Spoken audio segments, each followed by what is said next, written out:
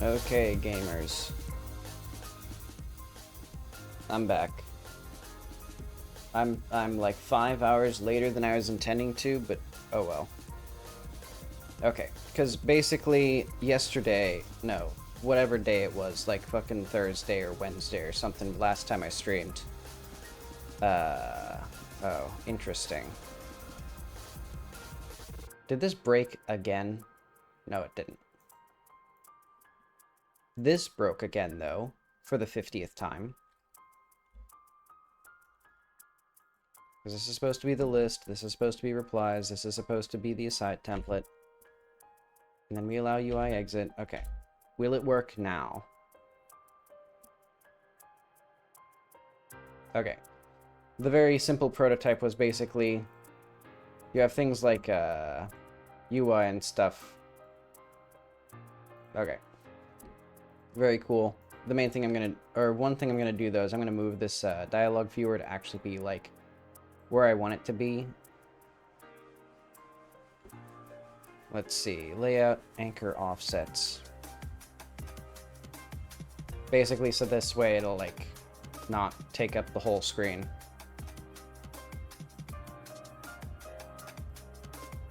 Okay. So now what I want to start doing is actually planning out the intro in this like storyboard form. Let's see. So I guess I can just start with... Where do I want the player to start? Because I have two different minds about this. One is I had that dream. You know, I'll start with the dream.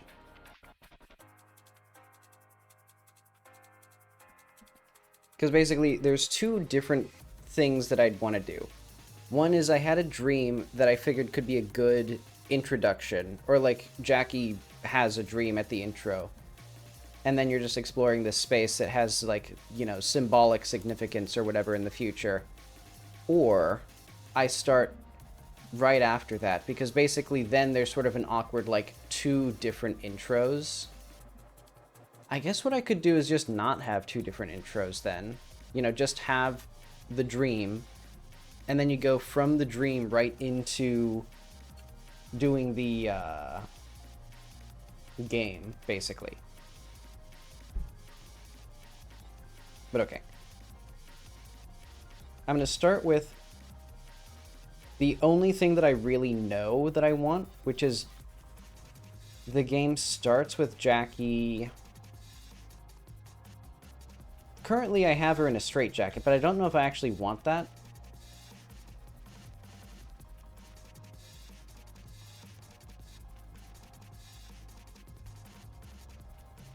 Like, because I don't know if that has any, like, thematic significance later in the game. And I'll also use this kind of as, like... It'd be nice if I could just use this also as just drawing practice, so that way I can get better at illustrating, since I'll need to do more things like visual design and stuff for the final game anyway. You know, posing and stuff. So it'd be nice if I, like, sort of remember how to do art.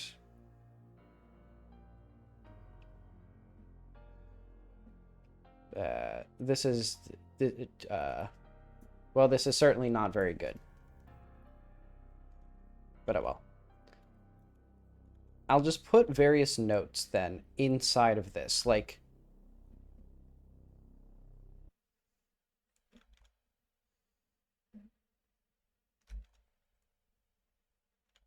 What do I want her to be looking? If she is like this. I think I want her to be looking down. So yeah, we're basically just going to start from where the dream in the game is, which is basically... You aren't controlling Jackie. You talk to Jackie, and then she says that in order to take control, you have to tell her something only she couldn't, or only she knows.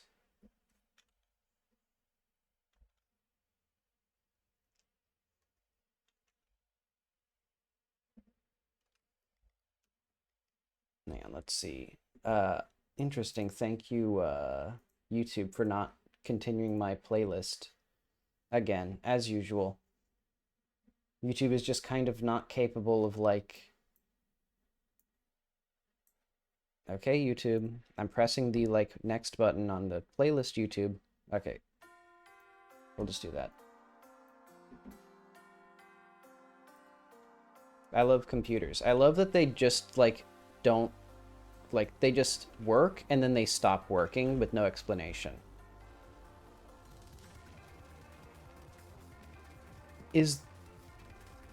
What the fuck is happening to the audio?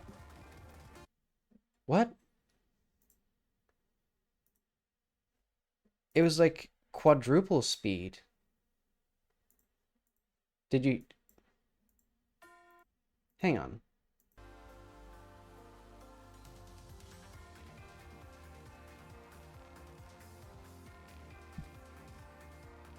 Okay, now it sounds right. Was I hallucinating? Am I going insane? This bodes ill for the stream. If, like, even things like just playing music, and also my keyboard was stuck. Oh, right. Whatever.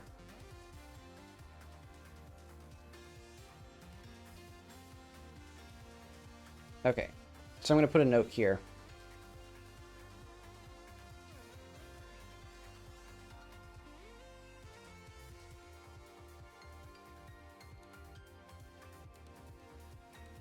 Why straitjacket? Just for...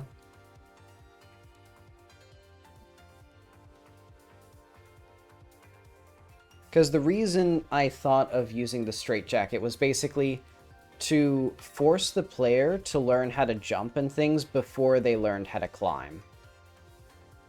But one of the big problems with it is that then the player doesn't learn how to, like, ledge grab right away. So I think it kind of just makes it, like, more confusing, because the player might just learn the wrong lesson of, like, oh, I can't ledge grab in this game. When it's like, no, it's because you were in a straitjacket. I don't like how fucked up her feet are.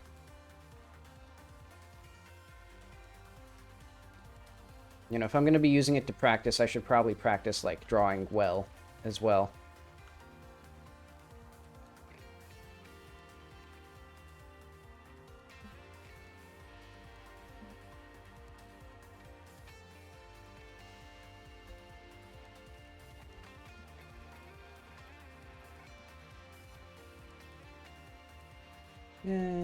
Okay, that's better.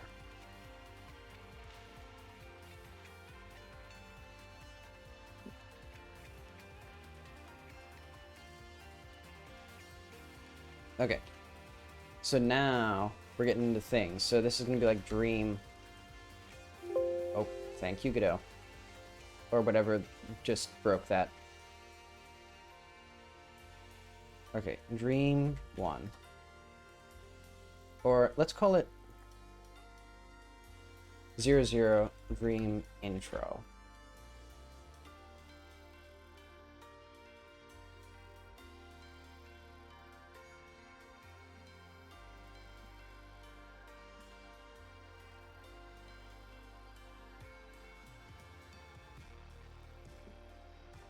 Okay.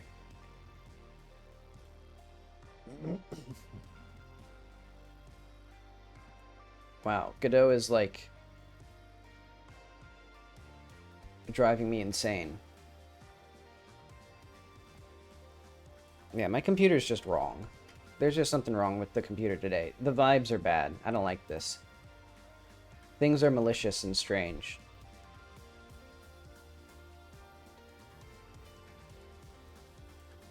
So, 00 Jackie.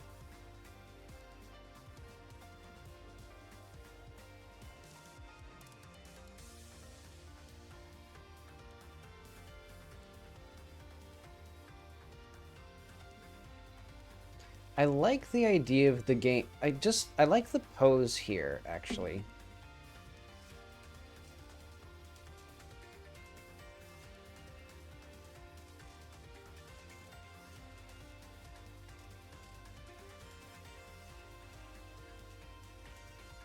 Okay, so I'm thinking this is now our startup. And then, who do we talk to? We talk to our intro. Or maybe it's me.dialogue.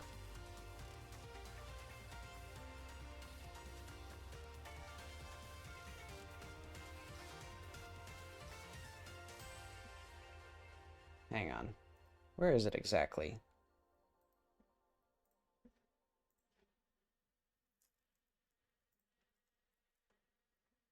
Denizen 1, you.dialogue, of course. So this is now going to be Jackie. And it's going to be a talker.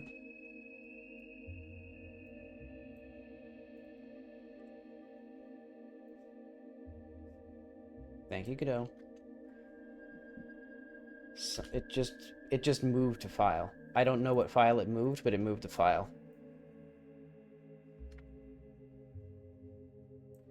It's like stress-inducing to use this engine because like I don't understand. Like there's just so many little weird bugs.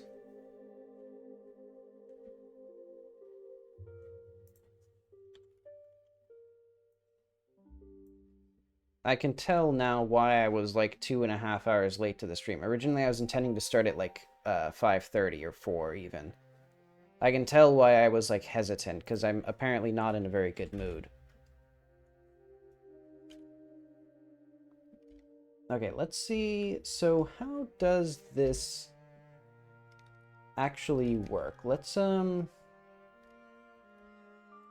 to Sublime Text. What does this dialogue do? Okay, we can close other tabs. I don't really need this right now. Okay. Dialogue, intro, you. Main speaker get parent lock. I don't think... I'm trying to think, how am I going to do a lot of the stuff here? Because now it's getting a lot more, I know. We're going to have this be seen instead. Because I'm pretty sure that's what I do here.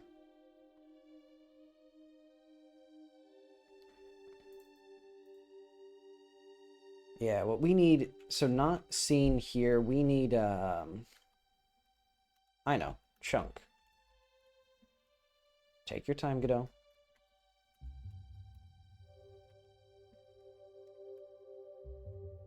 There we go.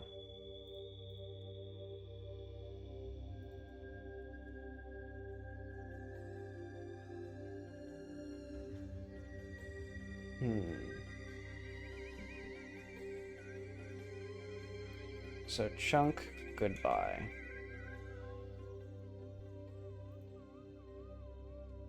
So yeah, this is one of those nice things that I've actually done well now, which is, we can go to this, and I can add a script to this. And this will have, let's say, function lock player, pass, function, end, game, pass,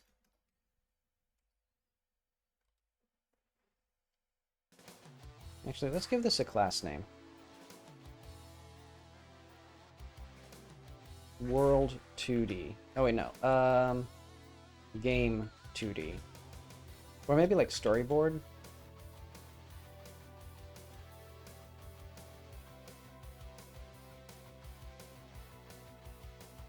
Okay.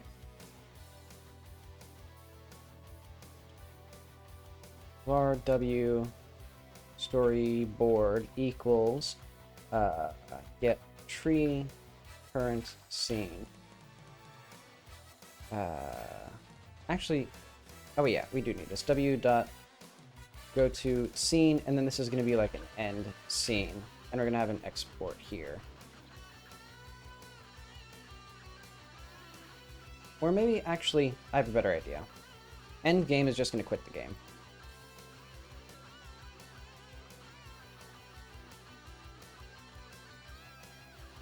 Okay, and then goodbye.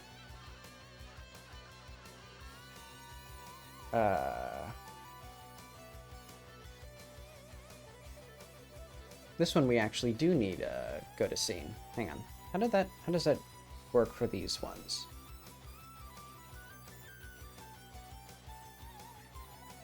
Oh wait, hang on. Scene switch. Put talker in here. Okay, get tree current scene, go to scene path. I'll do that with this. And then this will be like next scene.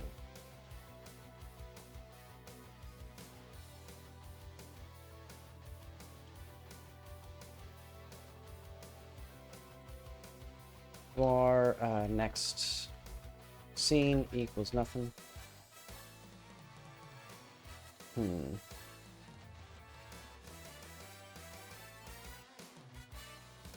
Okay.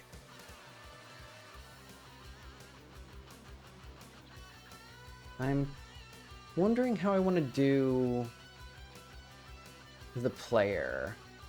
I don't care. For now, the next scene will just be like the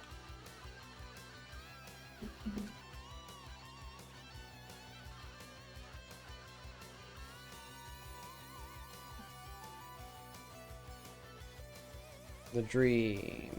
I don't know what's here.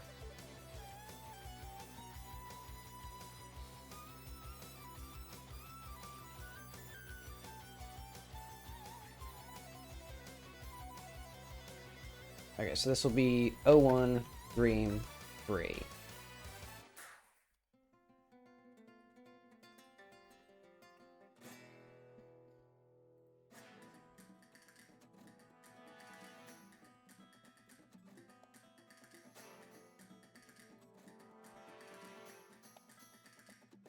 Oh wait, hopefully that didn't override. Okay, good. This one's still good. Okay, so Dream Free doesn't need this, and it also doesn't need this right now.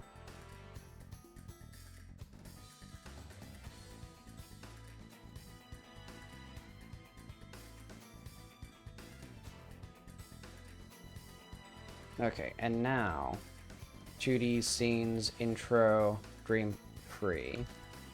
So let's see if it works.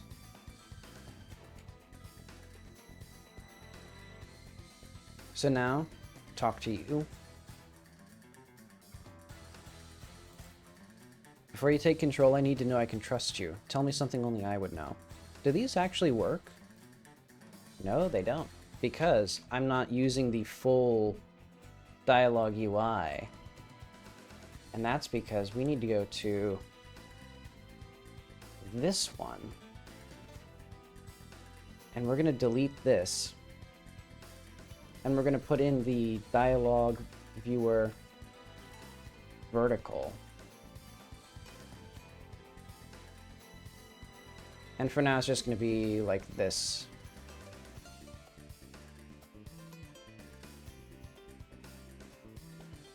Okay. So let's see if I can get this working.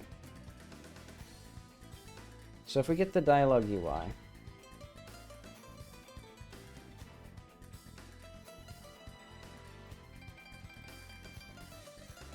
let's just rename this to dialogue viewer.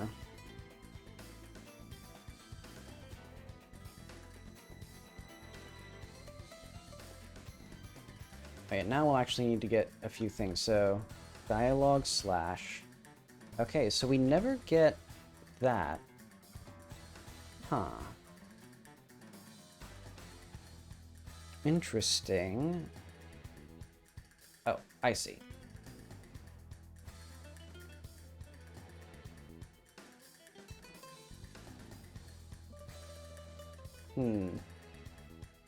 Viewer connect, special dialogue requested. So do we have those nodes still? Okay. I'm gonna say we should have this like this.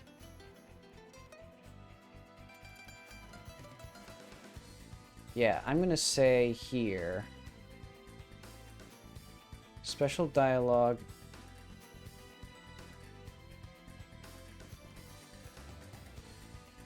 So emit bind item.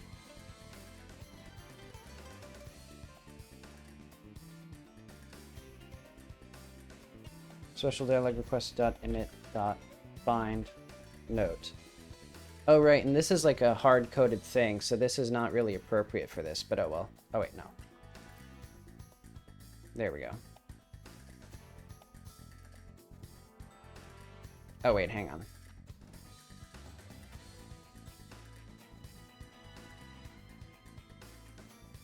There we go.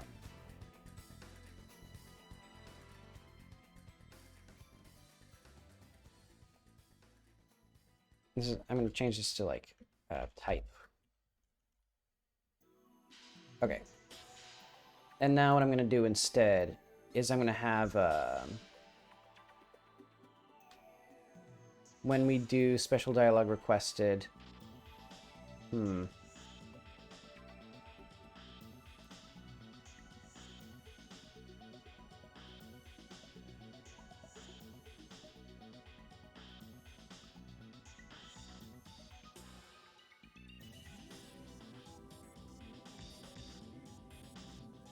I don't actually know what all of this is, but...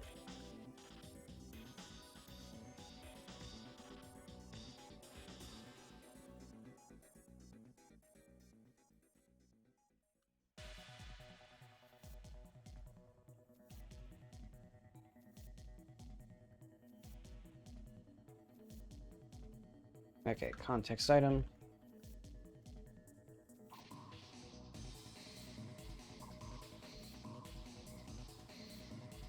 Actually, what we should do is function special on special dialog type. And that means that we will not have this. We'll just have this do like item context.enter. Oh, wait. That means that we do viewer connect on special dialog. And then these, item requested, this requested. If type equals item, elif type equals note,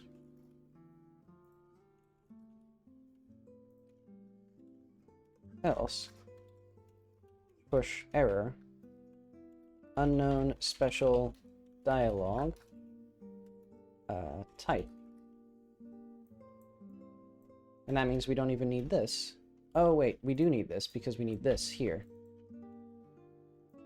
There we are. Item context.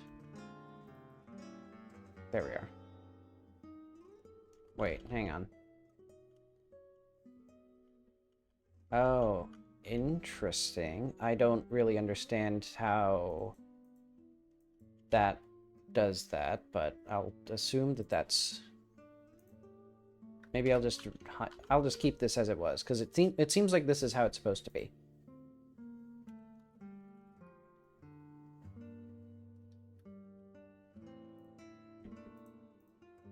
Maybe.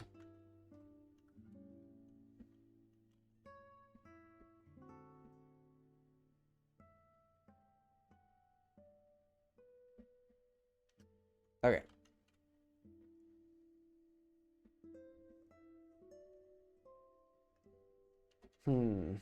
Cannot find member local block state in dialog viewer. Oh, I see. Because these are now dialog evaluator, which is a fundamentally different thing.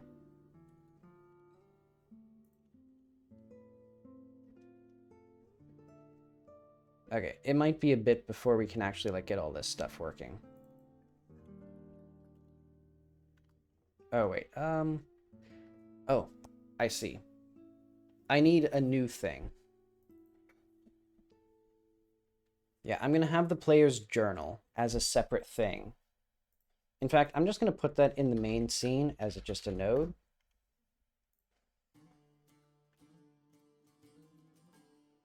And I'm going to say it'll be like in the player.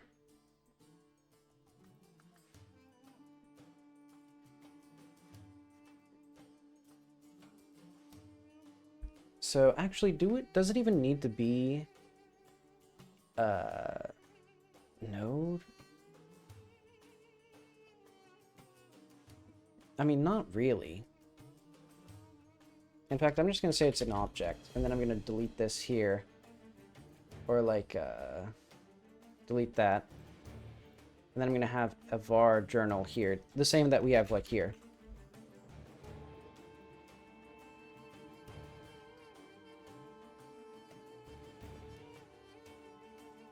Take your time, Godot. Actually, there we go.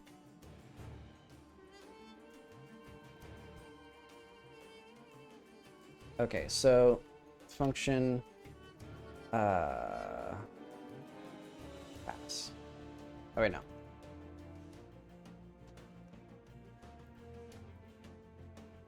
Wait, where's our global script class? Oh, I see. Let's just call it this. Journal view.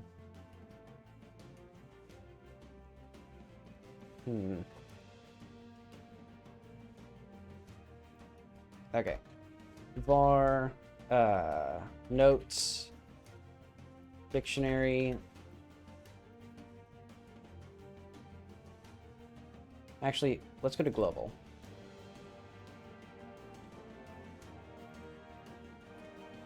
So, how did this journal work?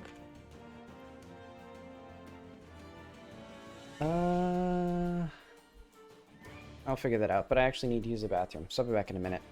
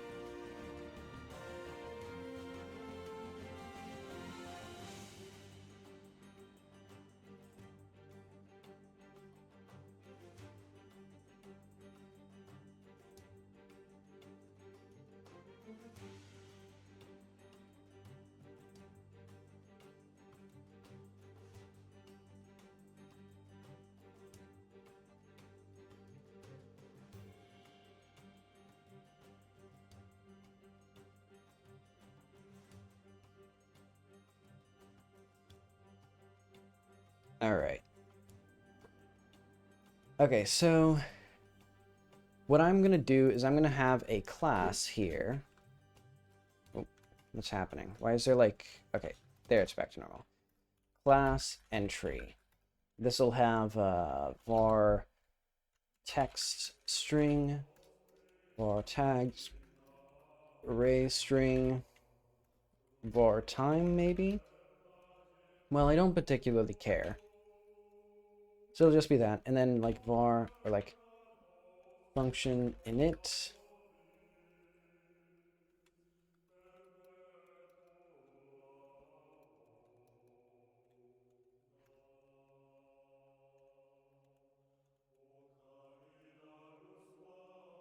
Text equals p text.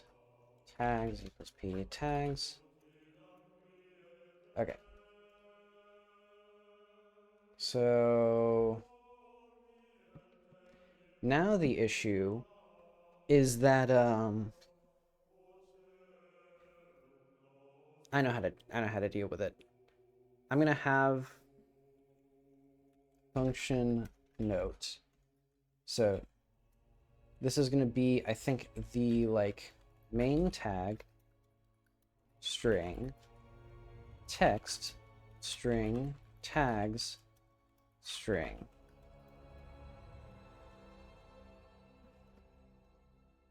Var SL or var state game state. Actually, no, I don't even need to do that because I think what I can just do is save load dot game state.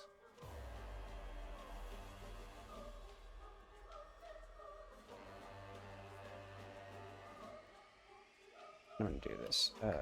Pool. Save load dot game state add stat main tag, and then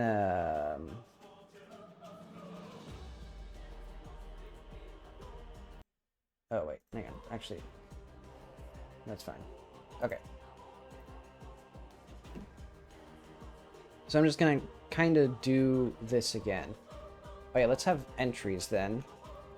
Var entries equals array entry. Var entries by tag equals string entry. Oh wait, no.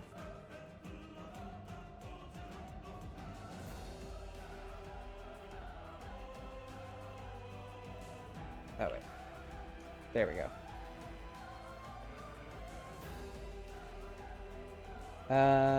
Cowardly of them to do that. Array of entries at the given tag. Okay, so let's start, like, grabbing the code from here.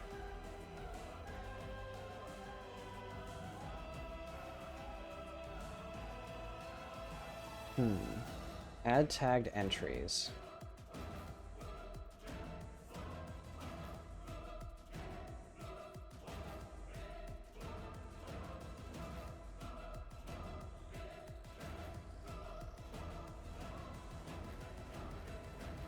Oh, do I want an int array?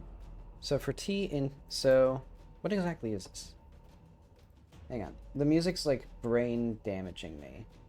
I'll just lower it on my end.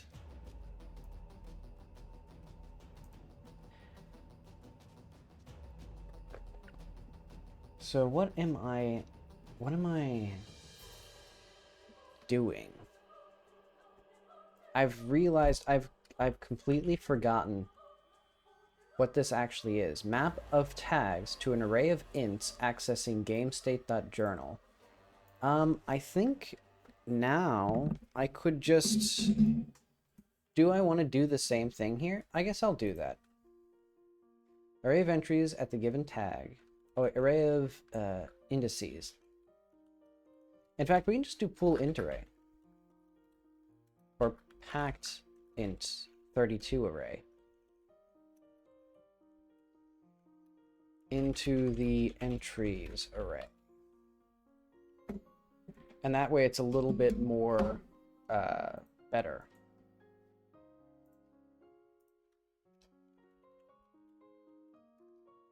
So then we do entries.append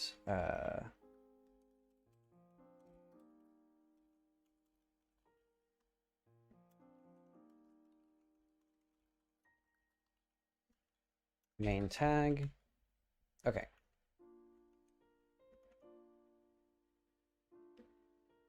Oh, wait. There we go.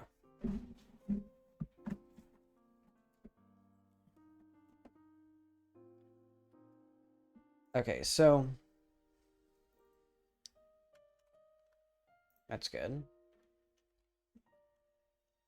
Add notes. So do we need any of this now? Or just this thing here? I guess I'm going to do var index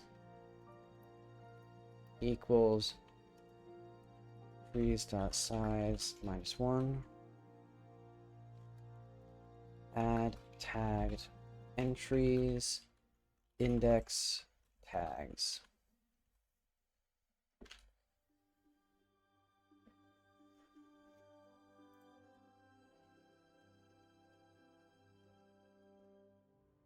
Right now. If not, or if t not in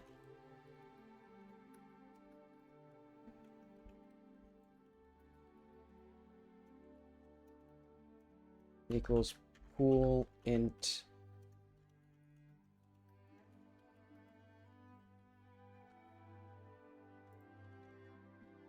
okay.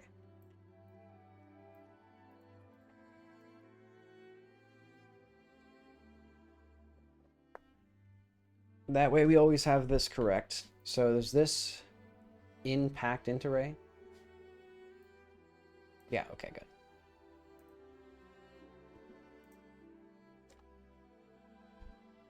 So I think now we don't need these at all. Okay, but we do need these three.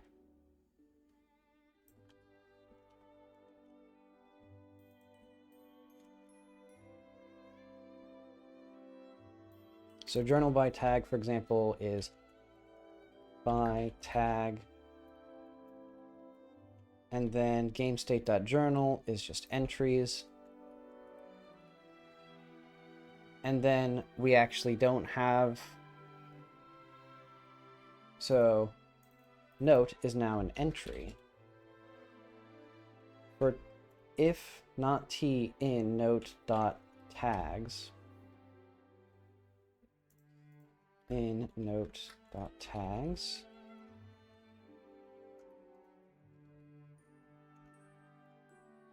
I think we can just do note here. Oh yeah, because the reason we had this whole, like... Yeah, there is some funky stuff with... Okay. Only string or string name can be used to access type entry but received int.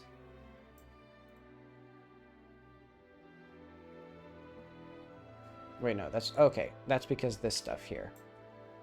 So this is now... Entries by tag that. And this is then...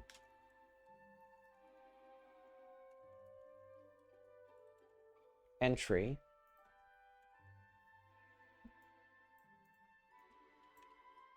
So here.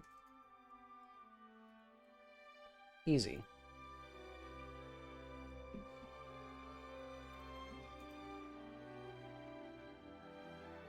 So get notes by tag is now going to return array entry.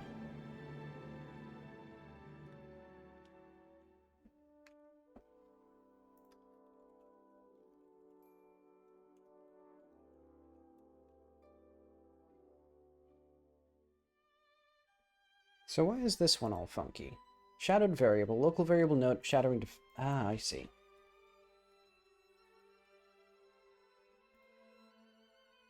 Okay. So now instead of saying like instead of having a custom function note, it's just going to be global note.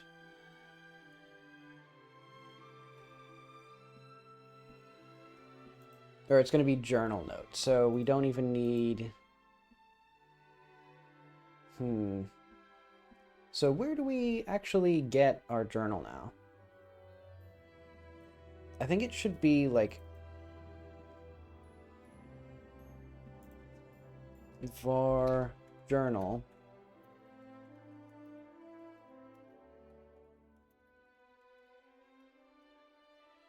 Oh, and also one of the main things the journal needs to do as well is function load from, or like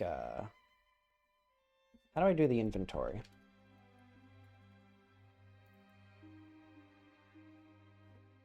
Wrong thing. This one. In fact, if this is in here, I should probably put the journal in here as well. Yeah,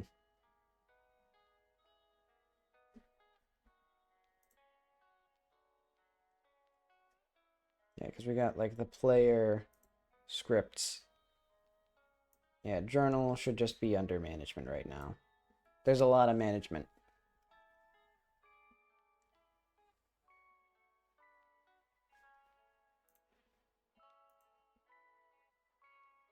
Okay, so thank you, Godot.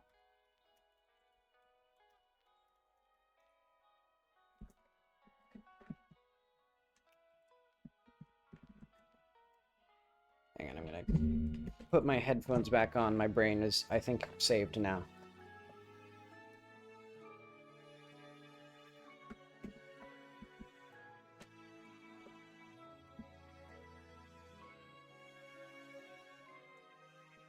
You know, I should...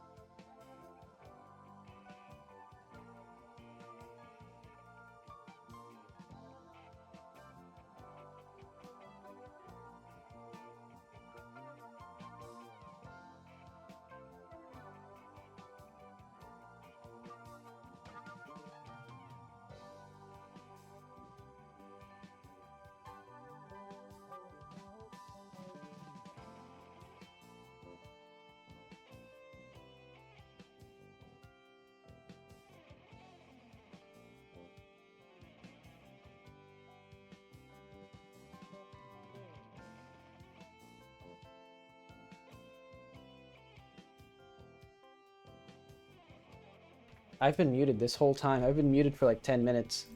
Whoops. Ah, well. I've been doing work. Mini journal node equals unknown. So, invalid assignment property or key value. Oh yeah, because this is now dot eval.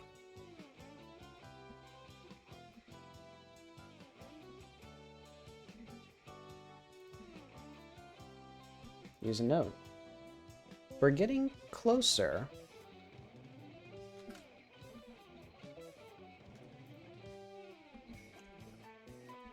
Do we actually have contextual replies anymore?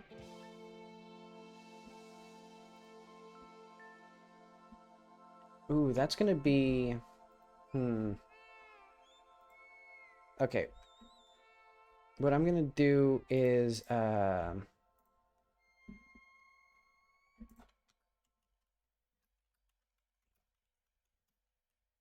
I really wish it would just tell me when a field doesn't exist. Like, I wish that it actually used the type checking for things.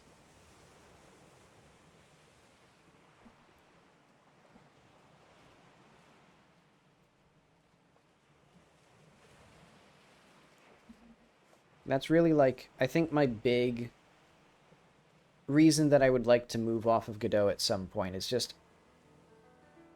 I want the, like... I feel like that's just table stakes for, like, making any non-trivial software of just, like, the computer knows when I'm writing code that cannot possibly work.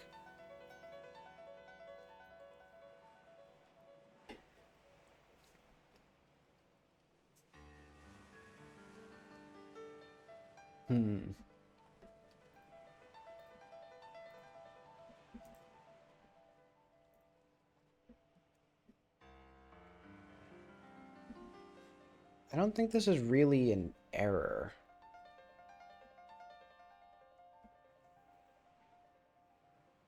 Oh well.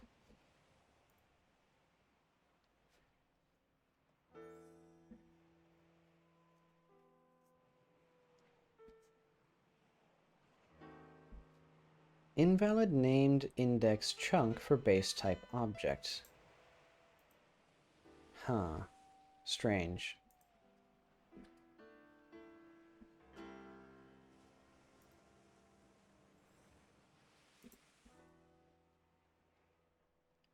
Oh, because this is not the same as my dialogue viewer. Where do I set the parameters for that?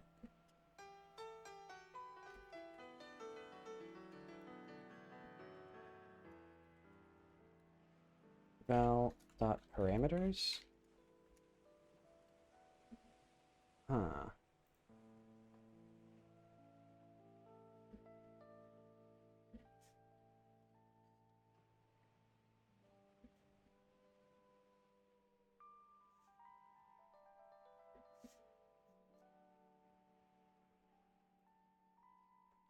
Where are these set, actually? I think they're done somewhere. If we go to my test, there's this one. Main speaker go. Oh, wait. So where's main speaker set?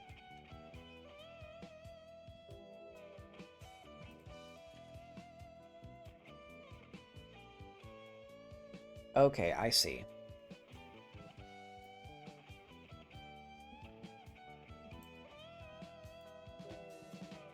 Okay. So yeah, it's because my debug console does not have the same parameters as the other thing. Okay, let's go back to the 2D thing. Let's just have this be like function vars.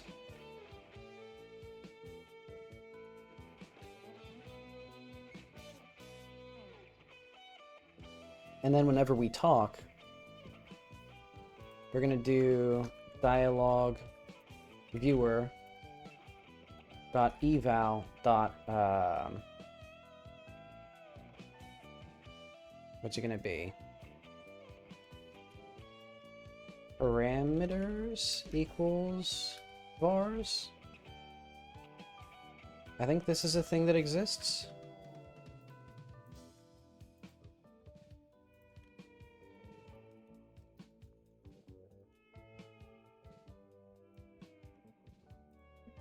Okay, good.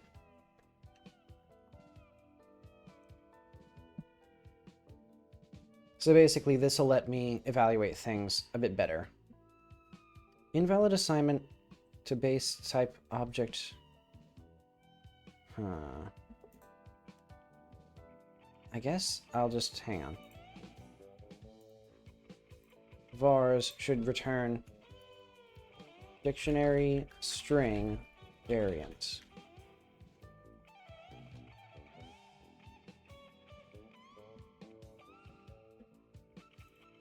There we go. Okay.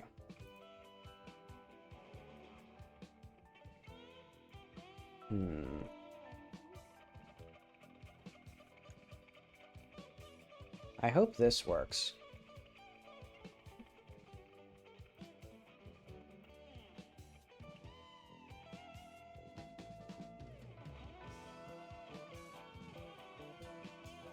Ooh. Why did I remove these anyway? I still need these.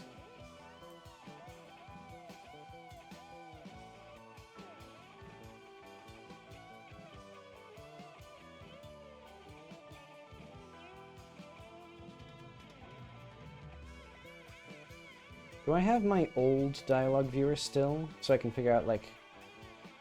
Okay, I think I do. Let's just add this.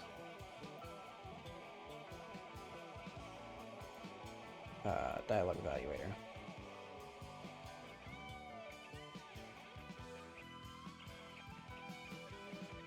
Okay.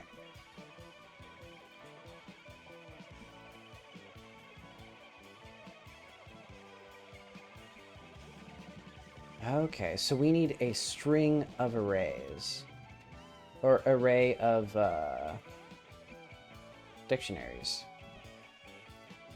Okay, let's go back up to this. So this is now a dictionary of string array.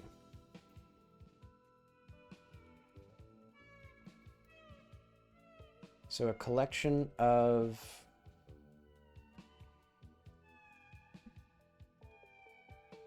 dialogue items by context. And then I think we can just have a signal here of like contextual reply added.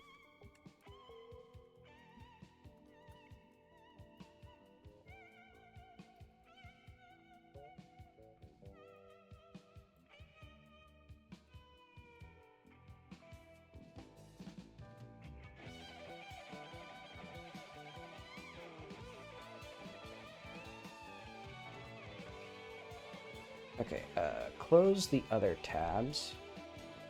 And then we're gonna go to this again.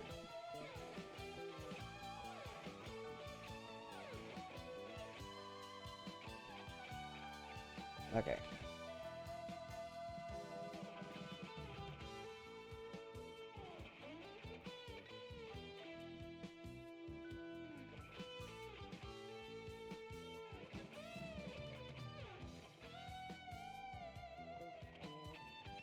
All right.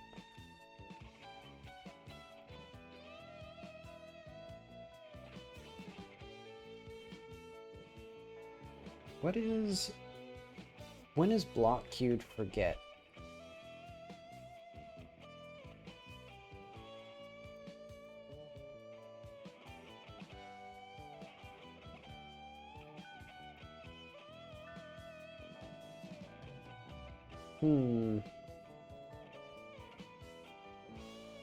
Okay, I see what this is.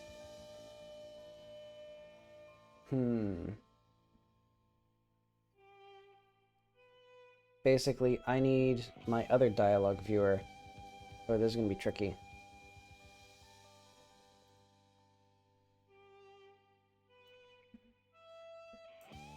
What if we just forget B?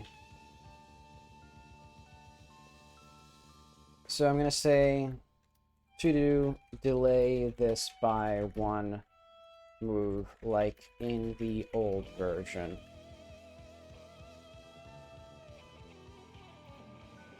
Because I just want stuff to, like, work right now.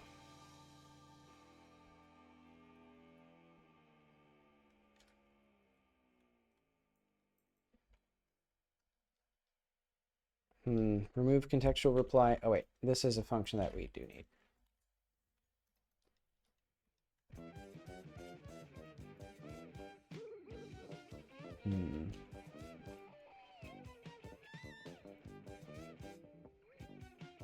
Okay. Insert contextual reply. Forget. Do that when we clear.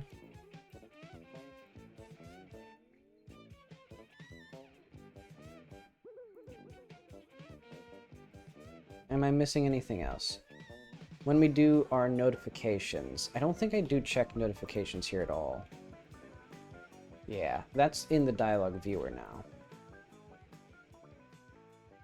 Remove, insert, forget, back, clear, notify. Okay. So now, at the very least, I hope this will work.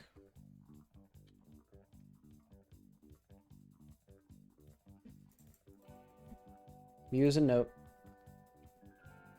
We got a little closer. But now, for example, global count, not what we need. So global.count insight. This is now going to be not here.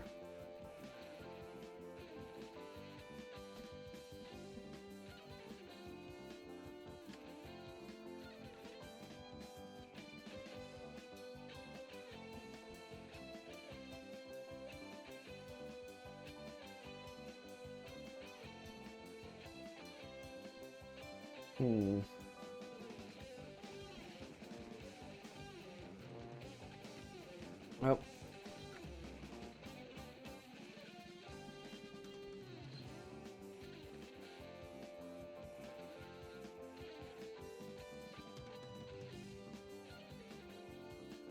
To do insight.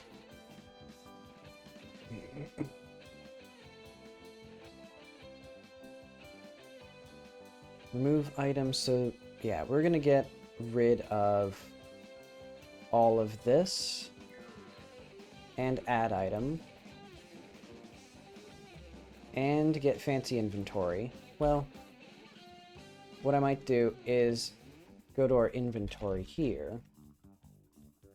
So that's going to be management. Get fancy inventory. So for C in data,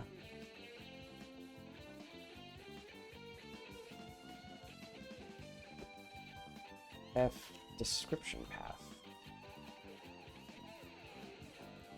This is nice because now instead of having like one ultra class, I have this. And this could theoretically mean that I could have more things. Count key. This is going to be string. So return data key if data in key else 0.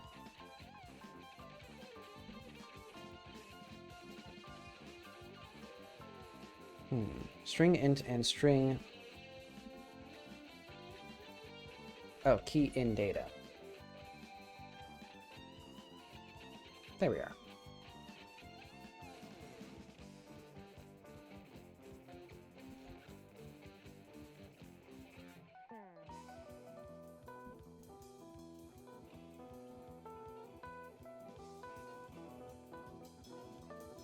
Ooh, there's gonna be... yeah, some jank stuff here. Let's ignore this for now, and let's just do that.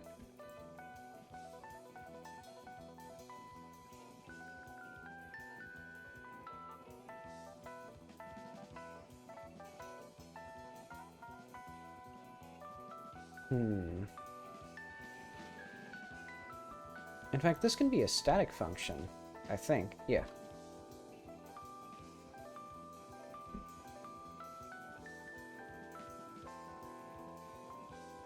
What's the issue with this one? Shadowed variable count. Oh, right. Added.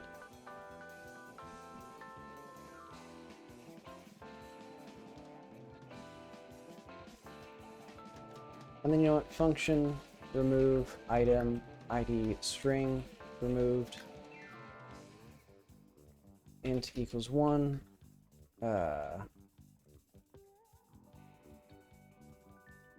Return. Add item ID negative removed.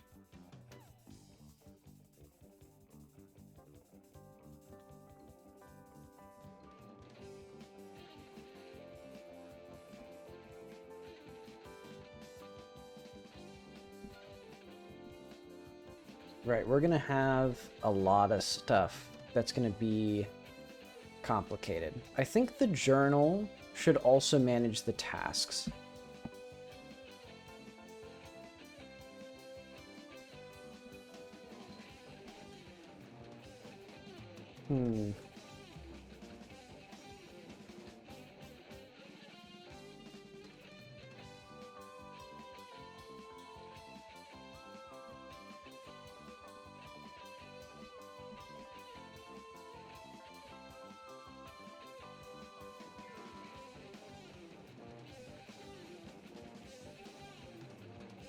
How do I want tasks to be done here? Yeah, you know what? I'm going to put it in the journal. Oh, wait, no. This is journal UI, which also I'm going to rename.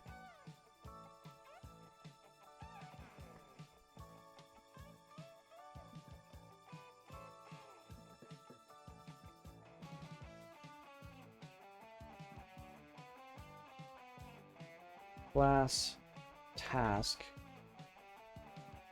All right, let's have like decode notes.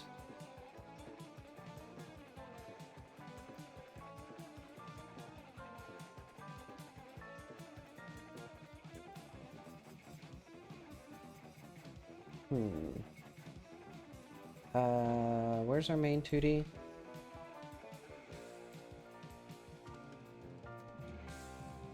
So yeah, this will be decode notes. And then encode notes.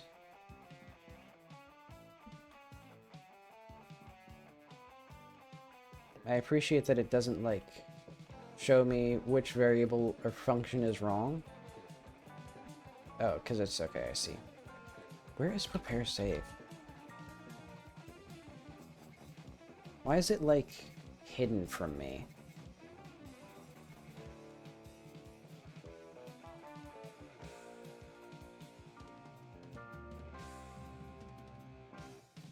Actually, I just realized I could just have the entire journal encode all of its data.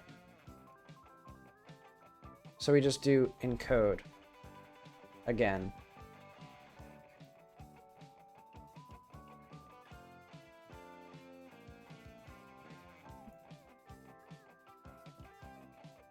And then we go to game version, bump it up.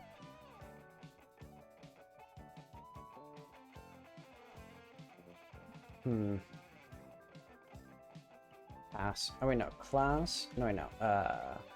Var name ID string var completed equals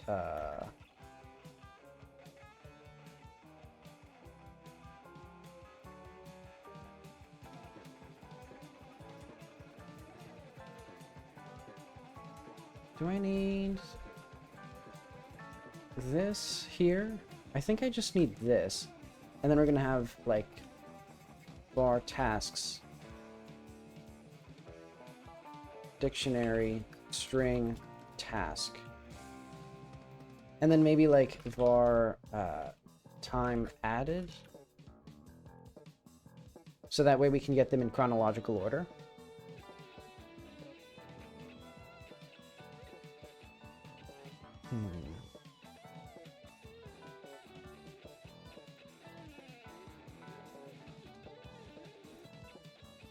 Let's have that, and then we're gonna have this.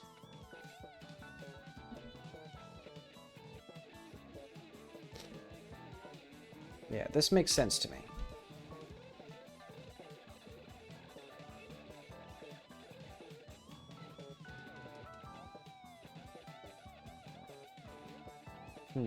Spawn player, reset game, get time, task. Yeah, because tasks are like deeply connected to the journal. Create task, complete task, task is active, task is completed, task exists.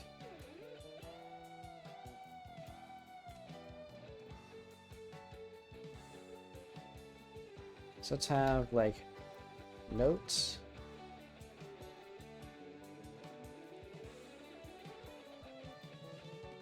And then also I'm going to have like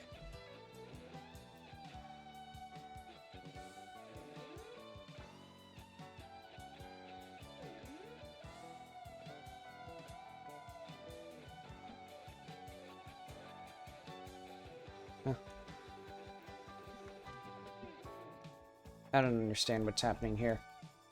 I'm just going to do this then. Can it return type dictionary? Well, I can. It's going to be this. Data dictionary. And it's going to be for e in data dot entries.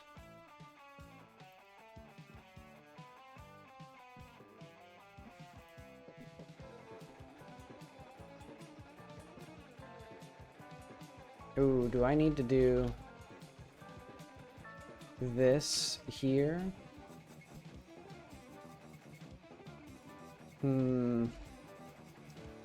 That's feeling a little suspicious.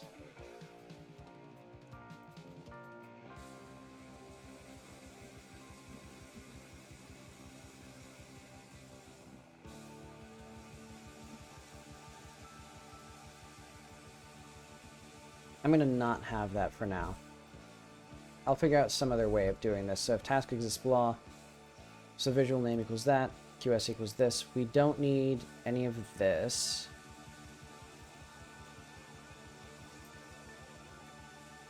But we do need the function remember.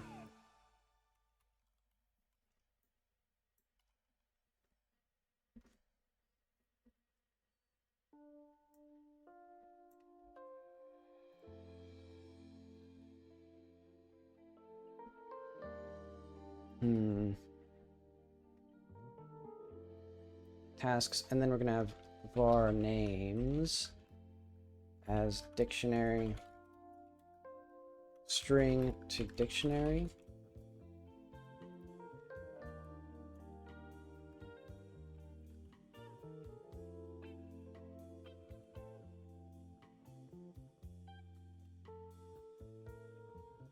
Category to map of ID. Is this what I even, do I even need this? I guess I might. So we don't need this anymore. We're just gonna do if task ID in tasks return tasks task ID equals dot completed equals true, else return false. Oh wait, and the note should be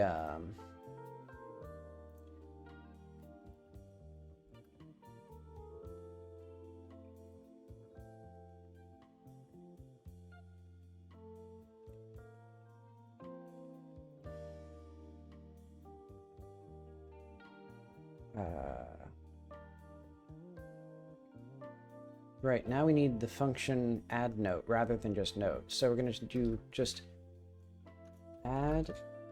Oh, wait. We can do that here by just add note main or text tags.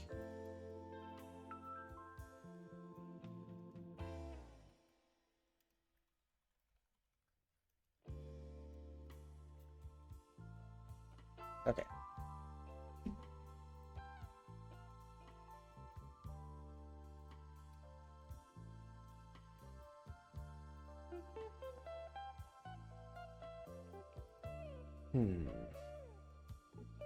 Print debug. So we don't need any of this. Actually, we can just do if tasks task id dot completed push warning task was already completed.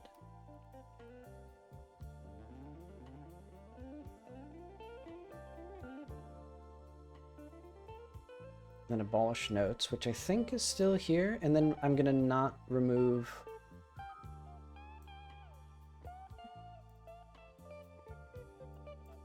I guess let's have the signals, though.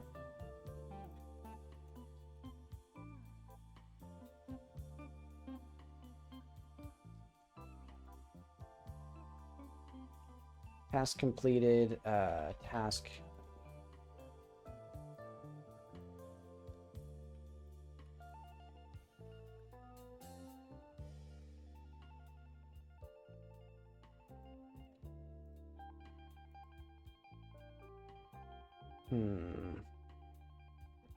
Oh. I see. Let's do this. And then we'll remove all this stuff.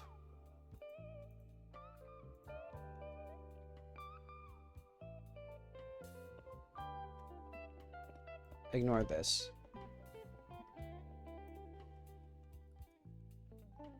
So task is active will be task id in tasks and tasks id dot completed.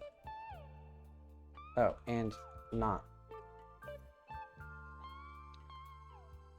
task id in tasks and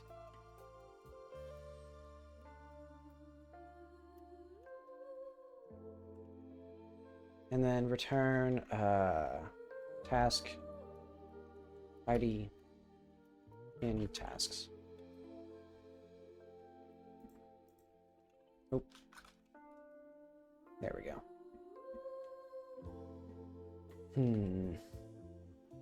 So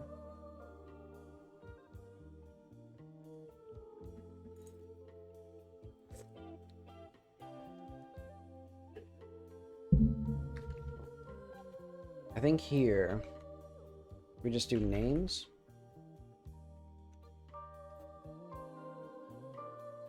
Okay.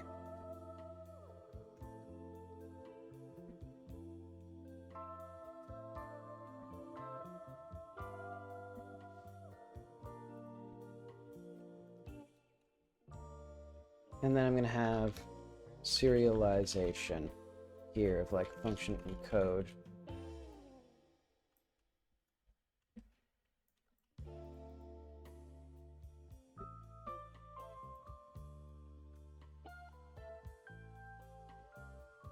Okay.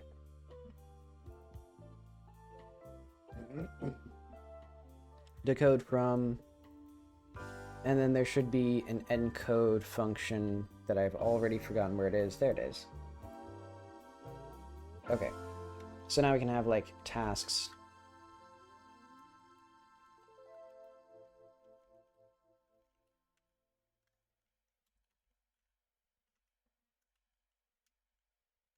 No, tasks dot keys dot map. What do I actually want here?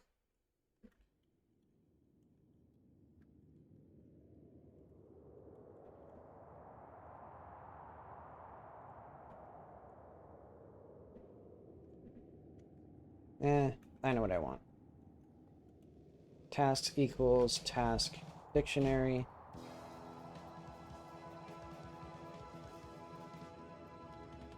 For K in, or for T in tasks. Task dictionary. T equals task dot display name. completed. There we go.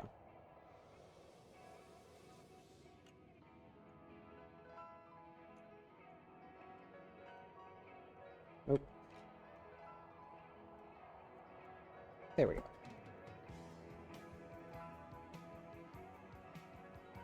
And also,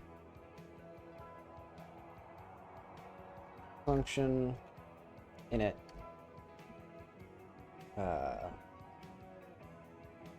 display name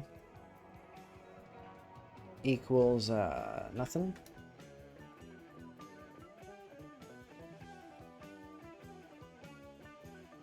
Completed. False. P time equals -1. If P time less than 0, time equals OS dot time.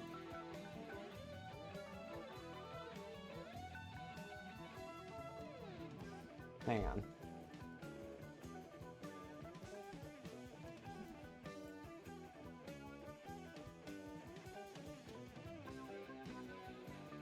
I'm trying to figure out, get dictionary date time, get Unix time from system. Let's see what this does.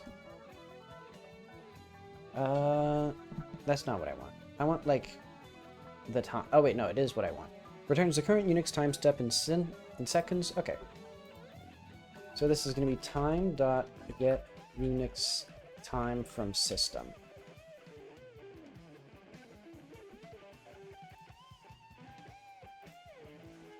Oh, and then also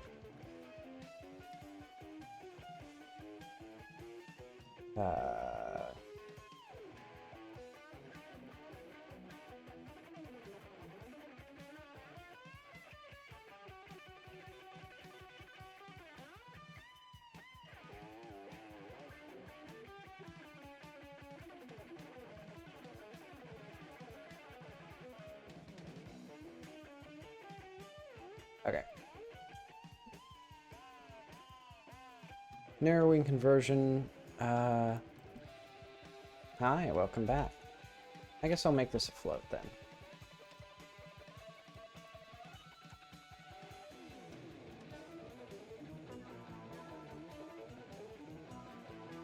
Yeah, I'm sort of...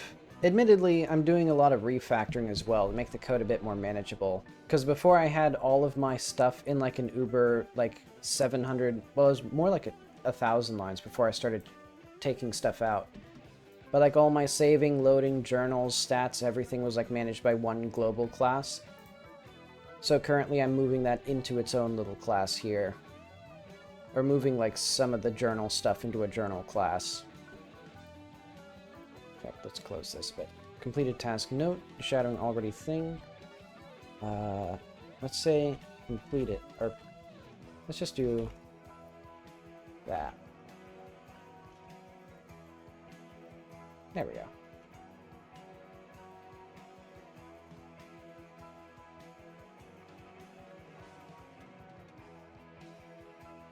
So when we create a task ID, visual name. So we don't really need this.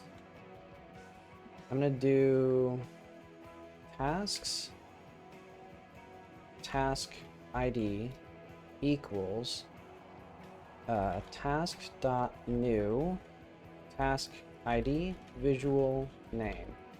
I don't think I actually even need this anymore, this names thing.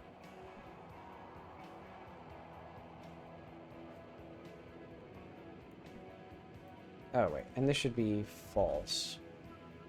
Oh wait, no, we don't even need that. We just do this. Okay, so that creates a task. So let's say task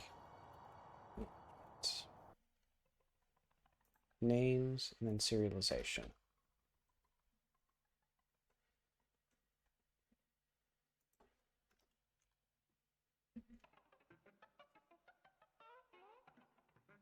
And then I'll just do names is names.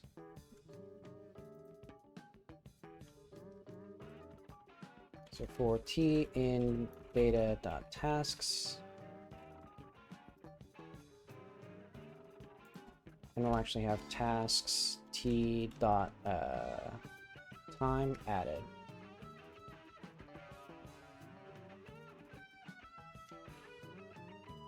Key equals data tasks t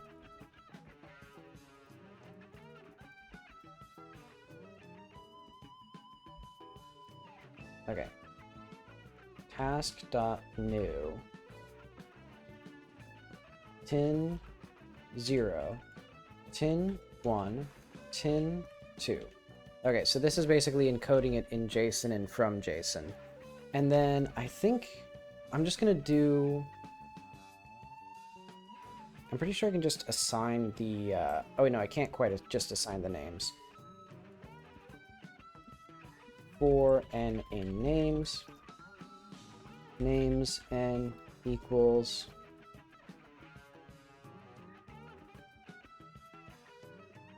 data names n. There we go. Okay, so now just bump that up. Actually, I don't think I've even started the game since that. Okay, so I'll show you what the actual game looks like right now. I've been just barely started on the actual introduction stuff, but it's basically going to be like a playable storyboard. So you just click on characters to talk to them. So this is just that dream intro that I had before, where like she needs to know something. And I don't think the UI is actually going to work yet. Yeah. Because we have a lot of stuff that needs to be done.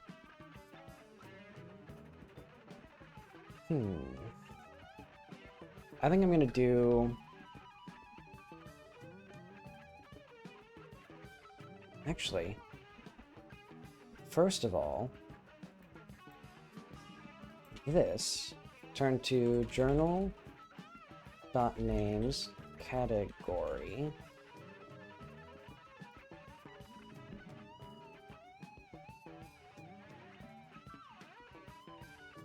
And actually, since I'm doing that still, I probably do need to remember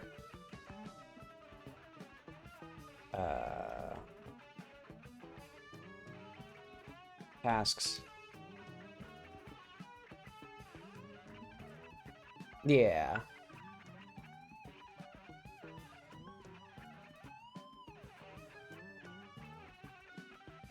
Hang on, this music is like giving me mental illness. And I know this one's also like too intense.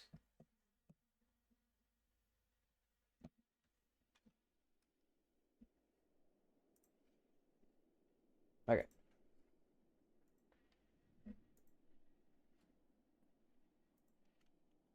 So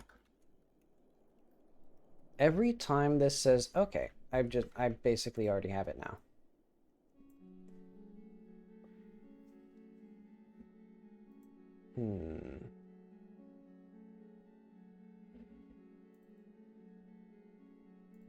Actually, I'm not gonna have this. Because what I'm gonna do is we're gonna do var IDs equals journal.tasks.keys. Or I guess IDs equals this.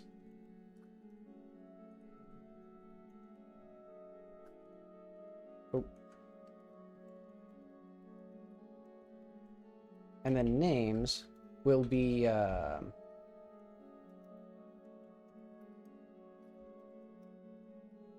on.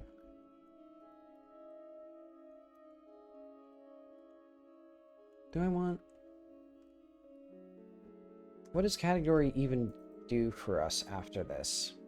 Oh, I see. Category.capitalize.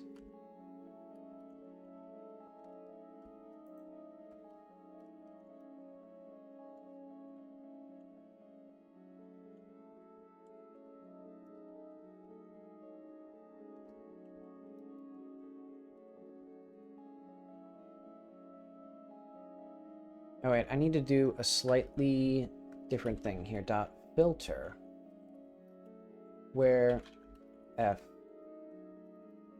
return journal dot. You know what? I could just do like completed tasks or like active tasks, IDs or whatever, and then we're gonna do the same thing here, where it's just gonna be like completed task IDs, and then this is gonna be IDs map journal tasks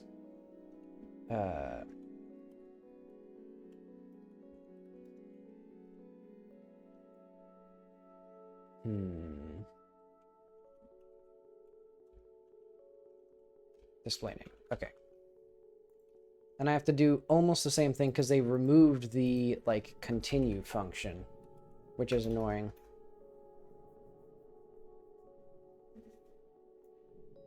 Array cannot be assigned to value of type dictionary. Oh.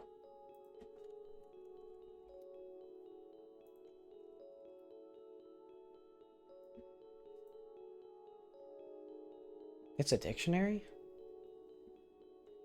Why is it a dictionary? Oh, I see. Okay. So what I actually need to do is like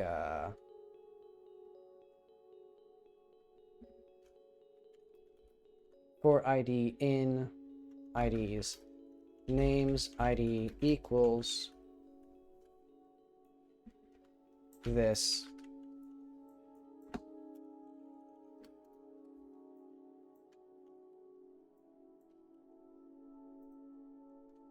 Hmm.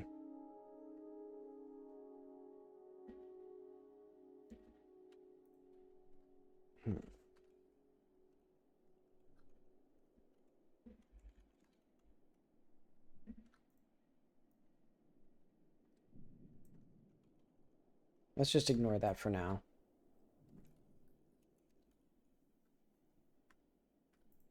And this as well. Okay. I think in most places otherwise. I know. This can always be replaced with journal.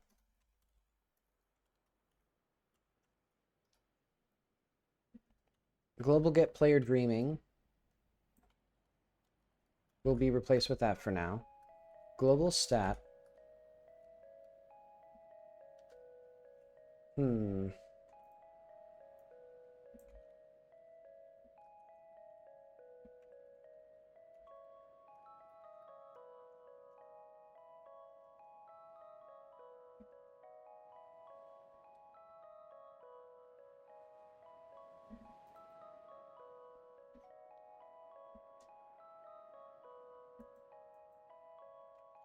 These will all be journal names. Thank you, Godot. Okay. And then we do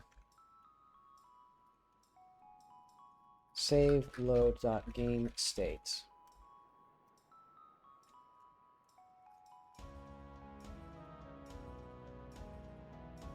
Load game state get stat.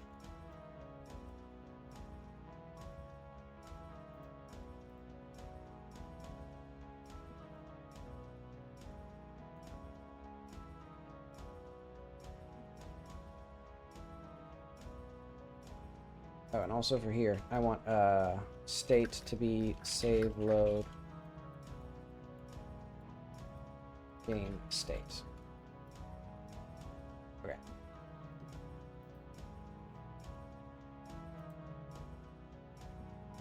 So what is happening now? Active tasks. Oh, active task IDs. Oh wait, I see. It's because it's still loading stuff there. Okay.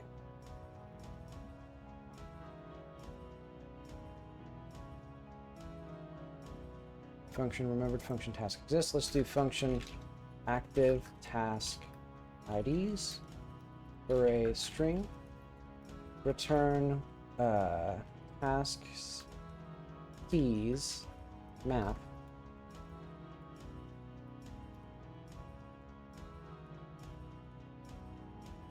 Oh wait, no. Filter Task is active. Function task IDs. Array string. Return task. Keys. Filter. Task is complete. Okay.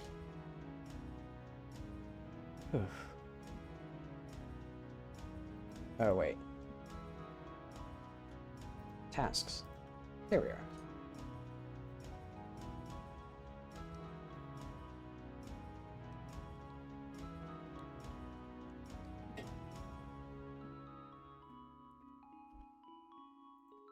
Oh, is this just state?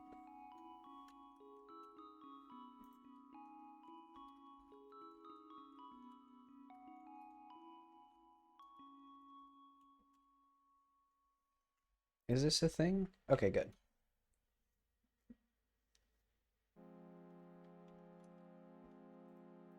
So eventually, I'll be able to use a note. Active task IDs. Okay. We're getting closer.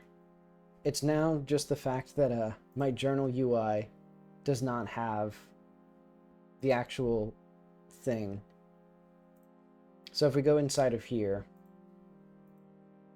I should just do like onReady var viewer equals viewer. onReady var journal. That's the fun of dynamically typed languages.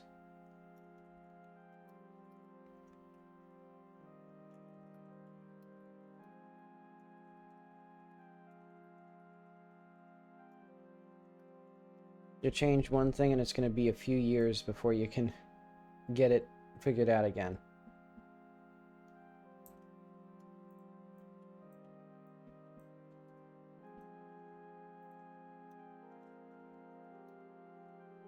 Okay. And so these are now just... Oh. Sure. Or just that. Okay.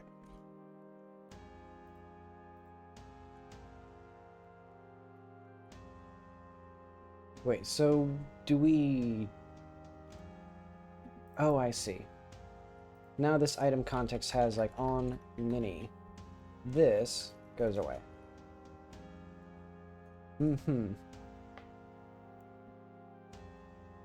Yeah, and GD script has optional typing, but it's not really effective. Can I call method? So what is item list? So item context, main VBox, item list. Why does this have viewer at the end?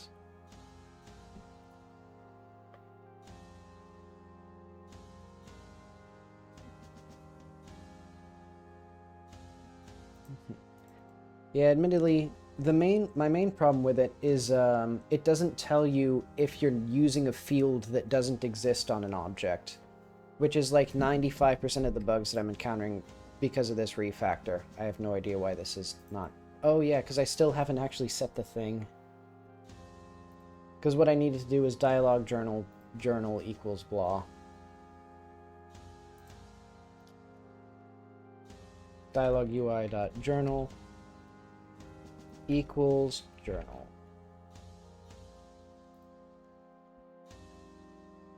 And this should be journal UI.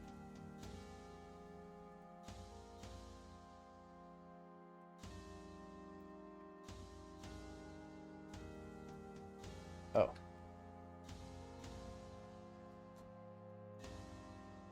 Well, I'll just call it journal UI because I prefer that name.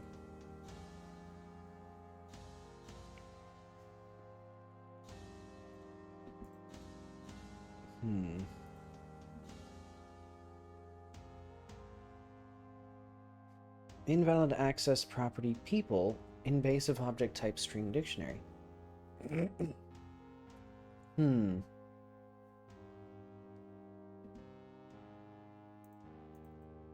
Okay, so what I need to do is now, like...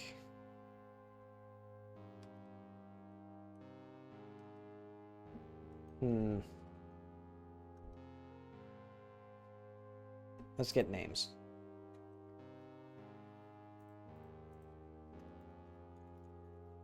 Get names, category, string, if names, return names, category, else, return, nothing.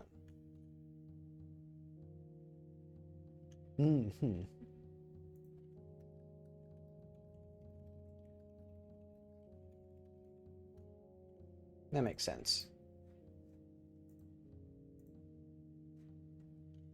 Okay, so when we do names here, instead what I'm going to do is get names.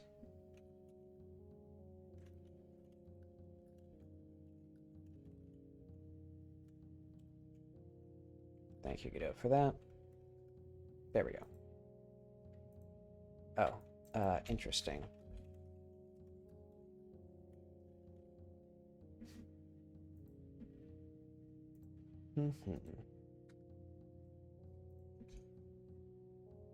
Yeah, the bots are very persistent. I don't know why. Okay, now we get this up. And then I guess I'll just do, for now it's just going to be inventory. And so we'll have a var like that.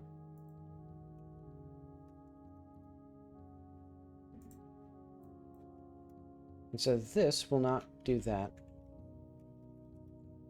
So, wait. Oh, I see.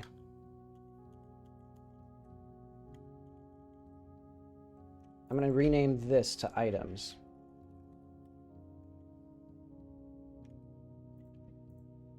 I'll rename this whole words items. There we go.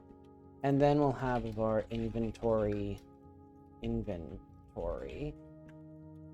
get our global.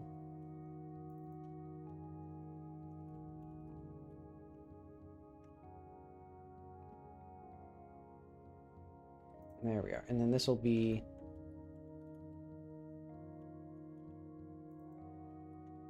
ooh, this I just realized.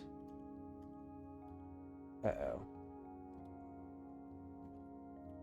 Okay, rename this one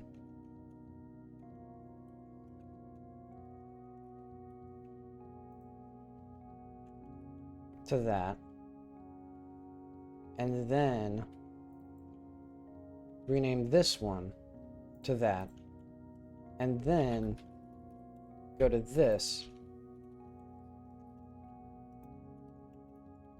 Do that. And then we can have dialog evaluator first of all for inventory. There we go. And now what I can do is here again, dialog UI.that, dialog UI.item list.inventory equals inventory. And that'll be our var item or class name item list view. Or inventory list, something like that.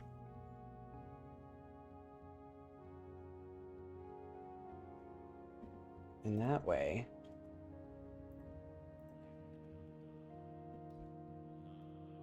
there we go. Okay.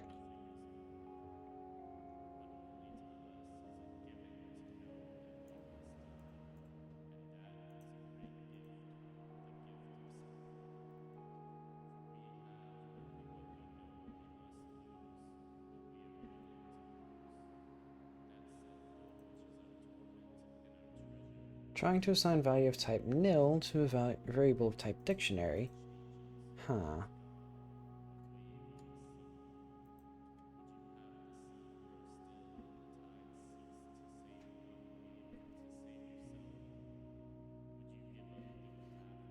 Oh, I see. When we do results end here, this can't be null. It has to be an empty dictionary.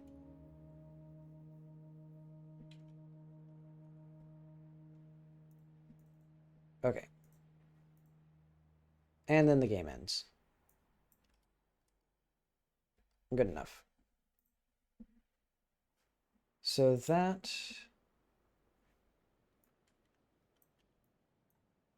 I'll simplify it to this for now. Chunk. End game.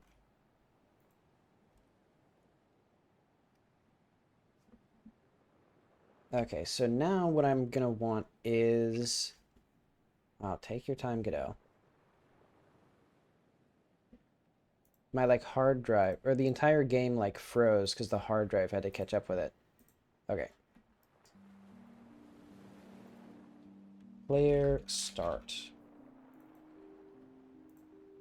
I think I'm going to change this into just a node, and then it's going to get its parent.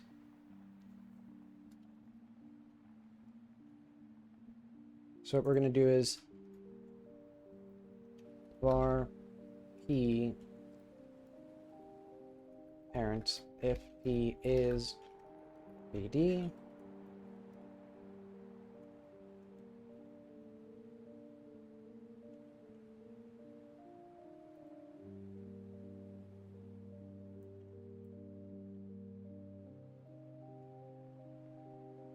And then we'll do this again where it's like var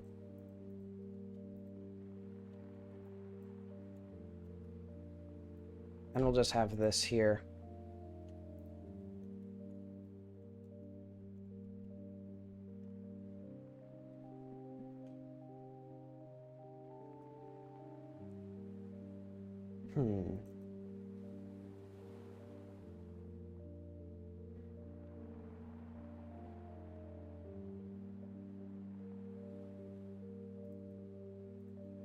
So I guess we won't, whatever. Basically what I want is I want a player start here, so I'm just going to do start, boom. And this will be, I guess start 0, that's fine.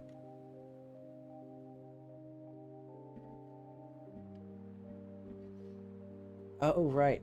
Now this has to do all of its things, so, I might want a, like, global function to get the journal, or things like it. Well, how do I want to do that?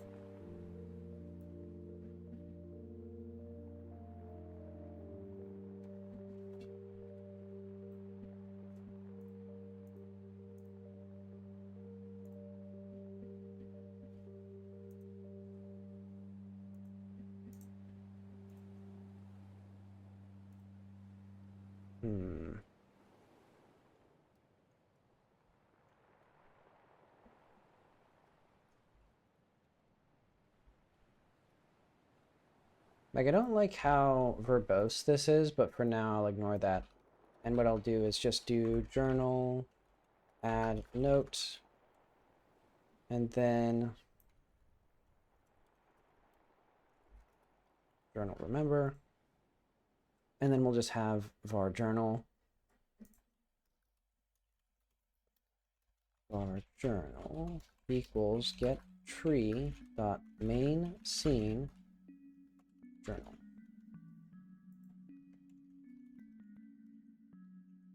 Actually, we can even just, we don't even need this here. We can just do it like here.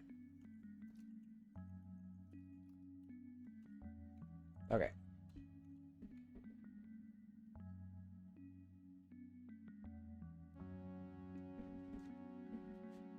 Oh, current scene.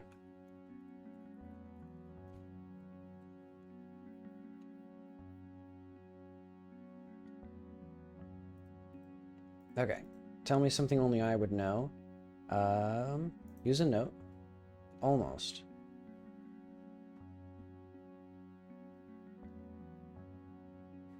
Oh. Well, I'll just do that.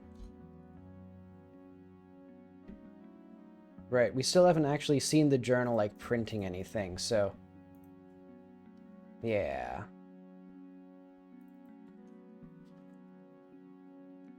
What was preview note previously? We're gonna have to look through, like, function preview notes.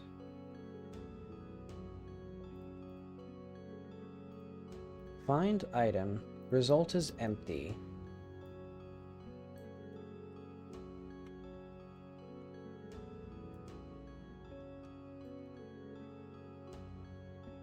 I guess this can just go into here.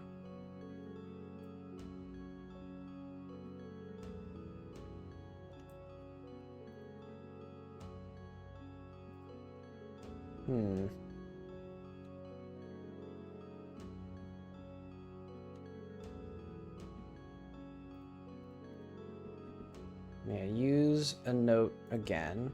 Okay. So we've at least kind of gotten it to where it doesn't break again. But now I need to figure out why it's not showing any notes.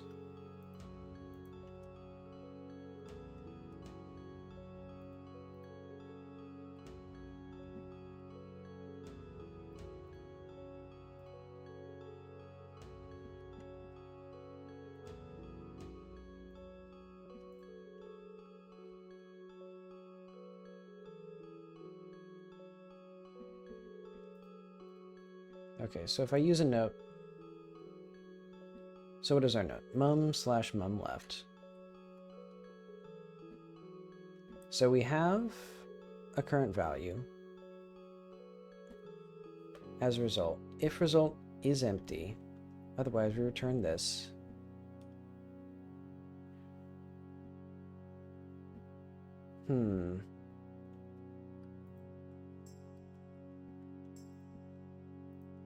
I just realized these can now return local block state.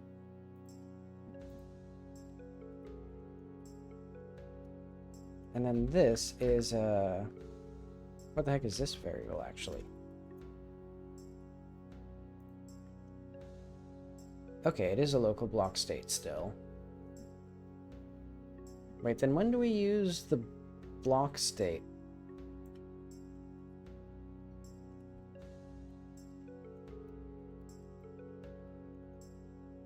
Huh.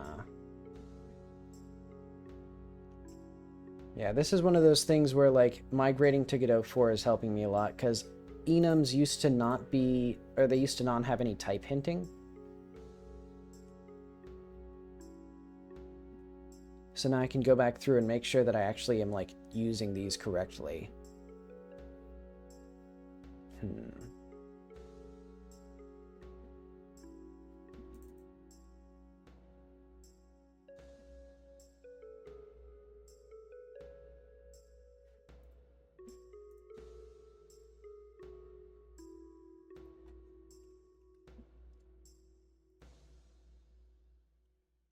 So status, max status,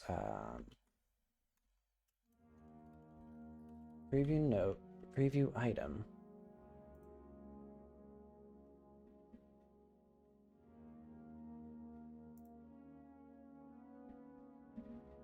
What is the result here, actually? So this is an array of...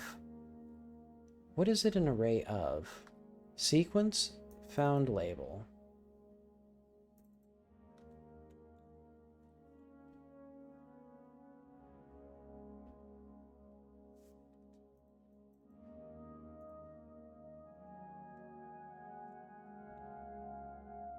Okay, so this is the actual label object, and this is the string, I guess? And so labels... We have, what is it? Note mum mentioned Q me. And this is Oh, this is because we need to actually evaluate the labels, which I'm not doing right now. Yeah, because I never set this max state.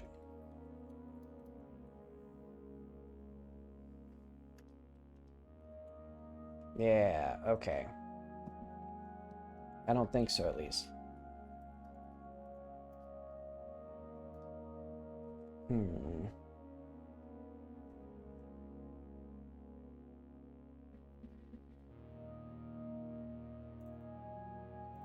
And this needs to be like a block state.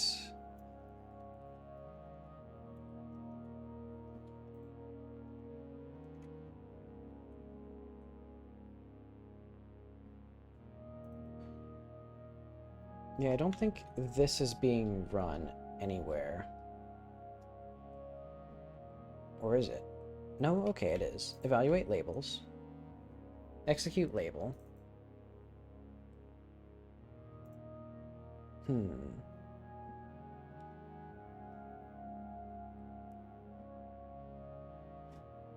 Okay, when is max state being set here? Okay, it's in check notifications.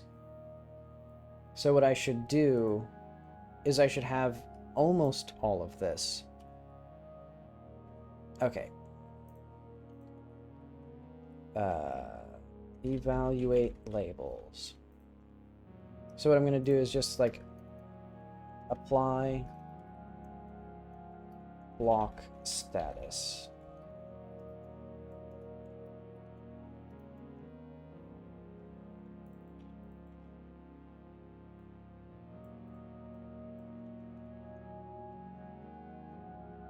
So notifications is going to be a dictionary of string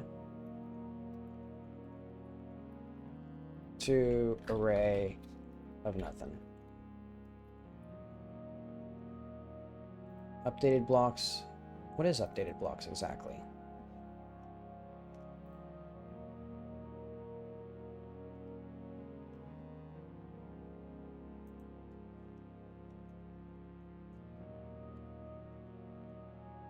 Hmm.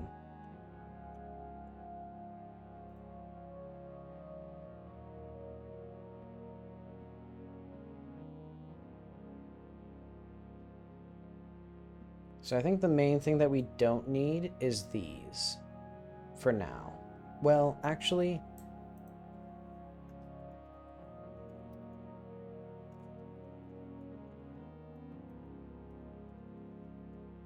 notifications, type, string, state,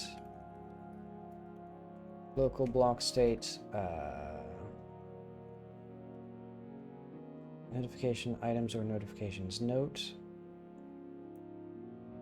I don't know what this means.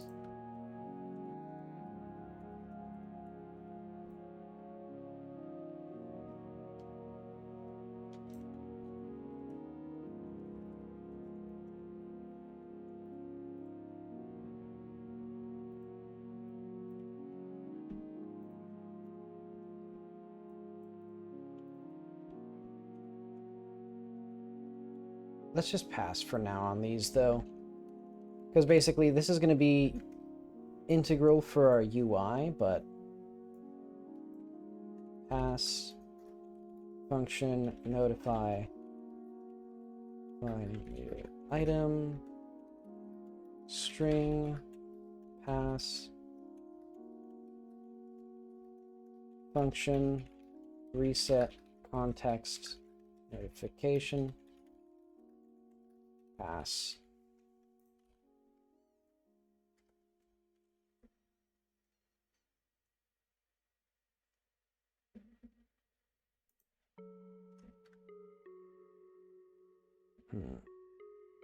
Property string on a base object of type dictionary string. Okay.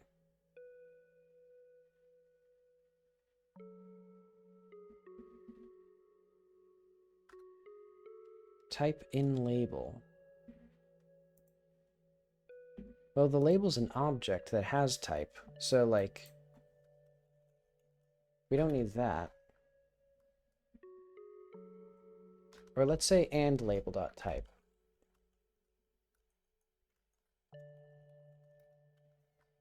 So if the label state is more than our max state, and the label state is in notifications,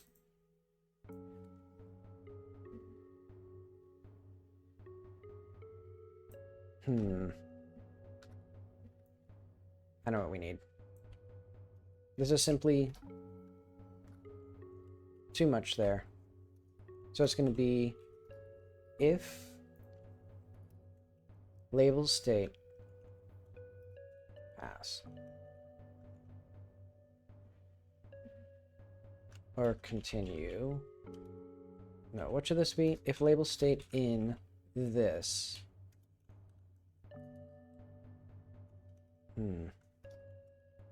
If not,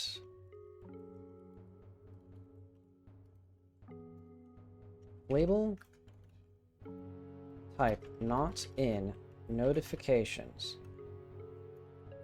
then notifications label type is an empty array, and then we get this. Okay, that's what I needed. Basically, there is an empty array that I need.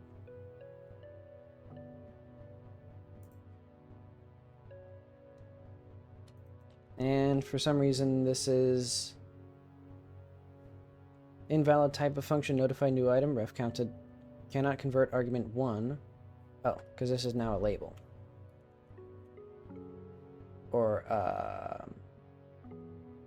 what the heck is this thing actually?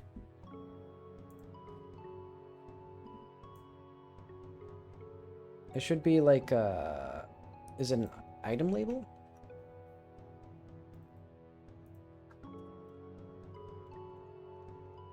Let's try that.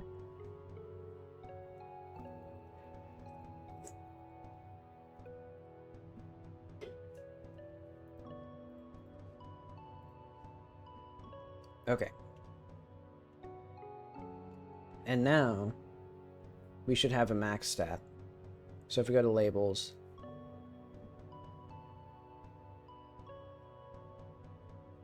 should be in here somewhere. There we are.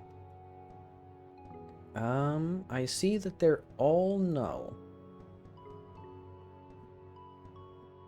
All of them are null, which doesn't seem right.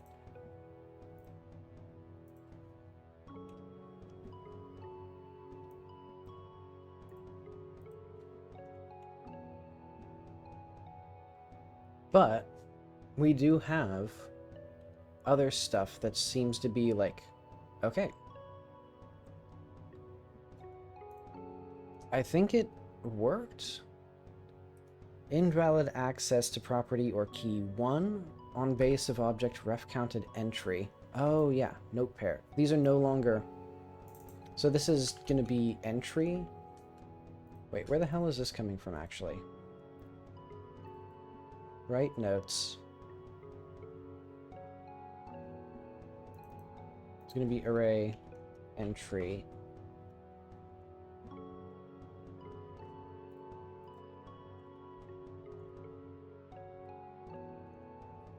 Okay. And then when we write notes, we do this. And that means, okay, now it's getting a little better. And this is going to be a journal entry.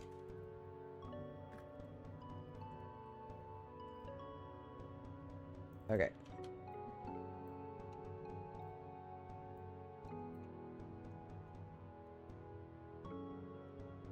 Let's just first of all call this entry. Yeah, thanks for stopping by.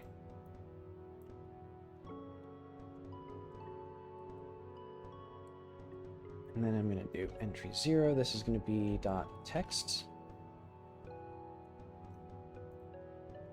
Oh, last category. Okay, so this one actually is that. And then this one is actually that.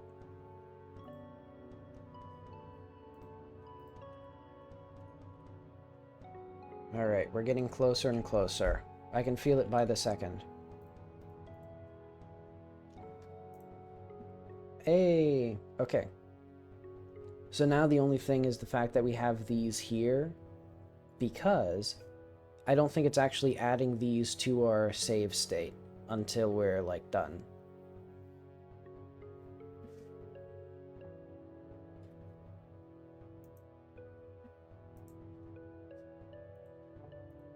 Oh, I can't save until... I see. So dialogue UI is taking over.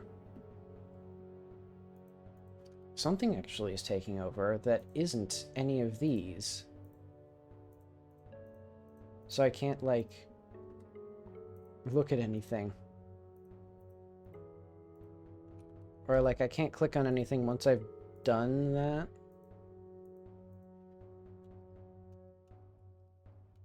How is it that these are no longer responsive? Hmm.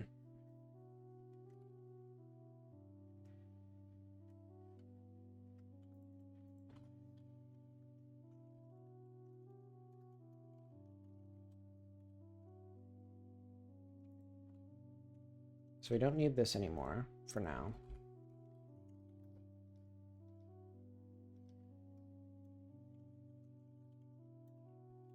Okay. We have disable replies.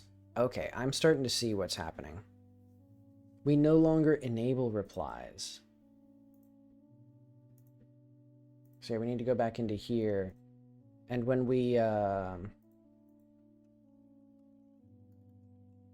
disable, so where do we actually do this, where we disable the replies and then re-enable them?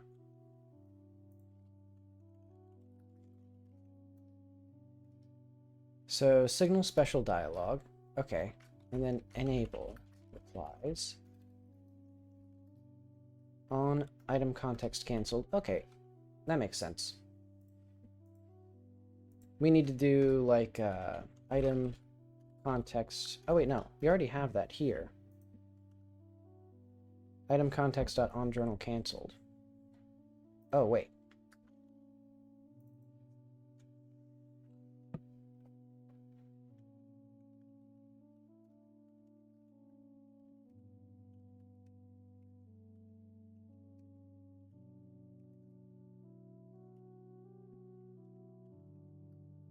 Can I connect like this? Why is it with one L?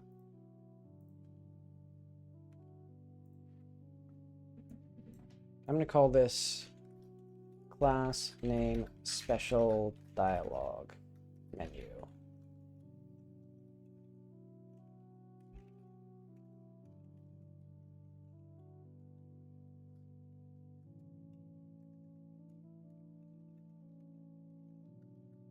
Okay. So on canceled press, if items visible, cancel items list. Okay. And this will be special dialog menu.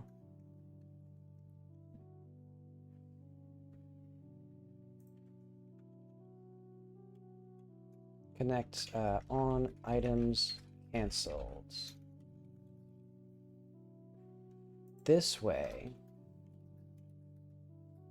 we can just have the viewer dot oh,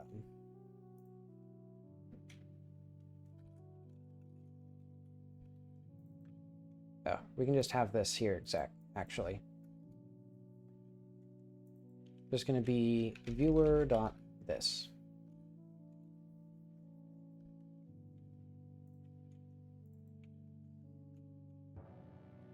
Why is this not?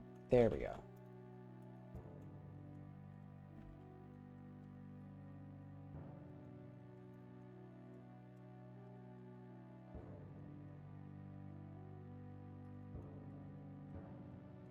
And I'll make these similar to these where it's like, I just want as few strings as possible, so that way it's like, it'll actually tell me when things are wrong.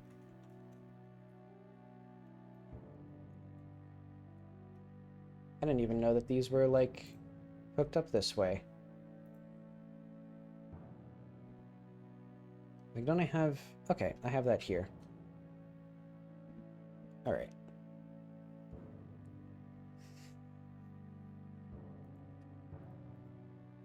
use an item, use a note. Let's say mom. So that almost worked.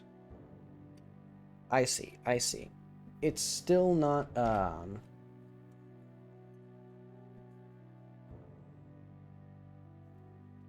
it's still not quite activating.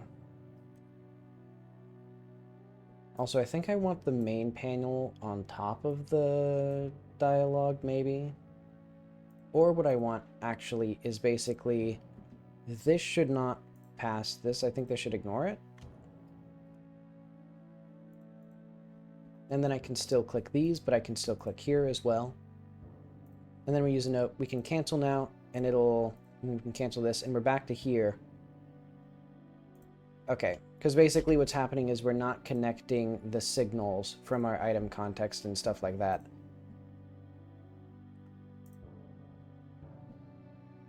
Yeah, because we should have like item picked, note picked, context reply picked.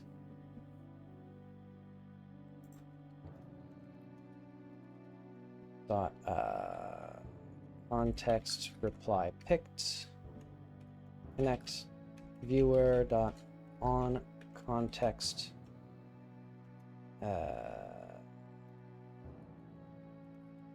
eventually dot item picked connect viewer dot on item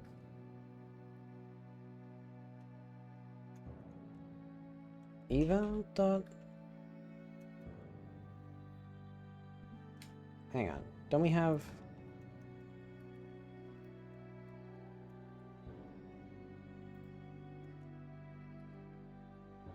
on or use item?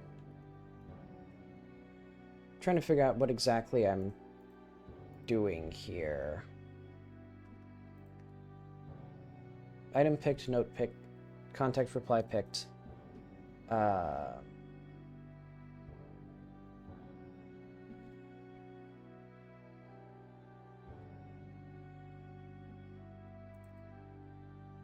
think I'm going to have just special dialogue picked.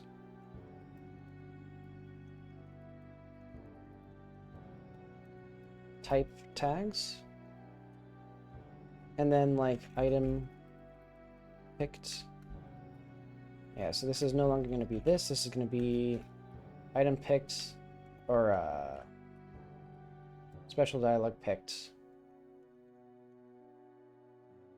No, actually, no. This is like specifically for the UI.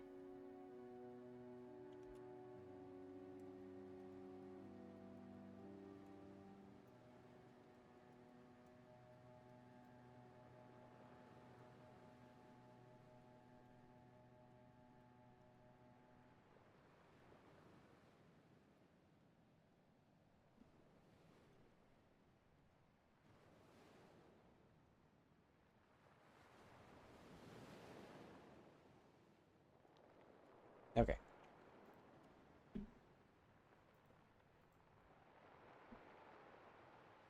So we have these now.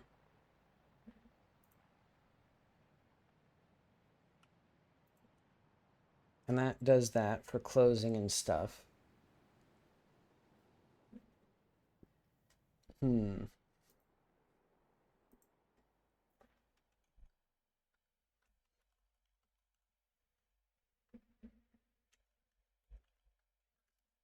So go to special. Okay, I see.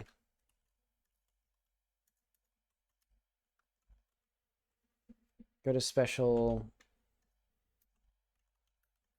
item.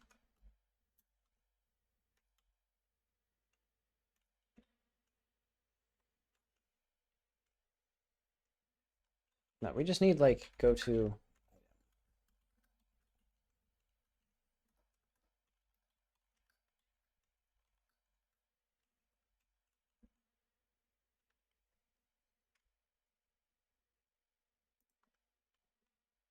So that gets the item string, and then description item description.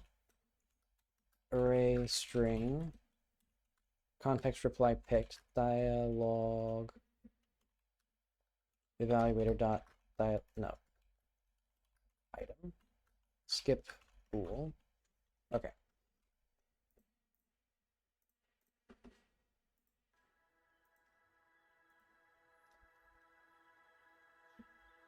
So now when we go to here, we need the item string description, item description. And we're just going to do viewer dot go to special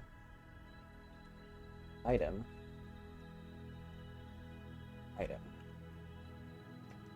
true.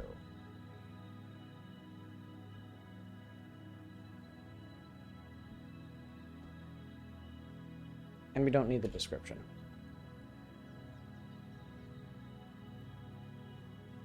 Or I guess we could with like with appending like the description tags or something, but I'll ignore that for now.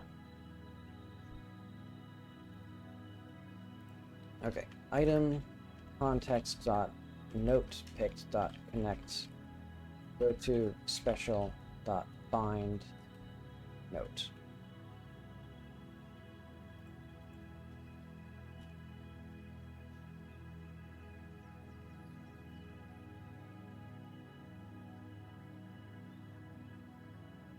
And then we'll just have like a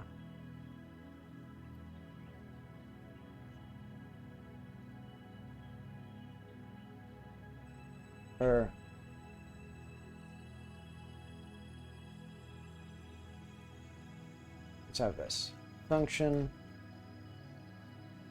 context reply item dialog item skip bool. So how did this used to work?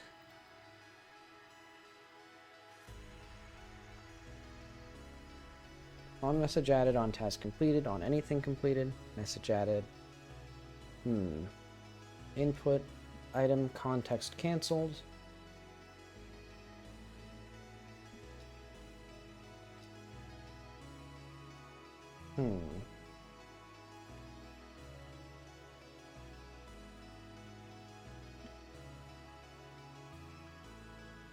Yes, how'd this one work?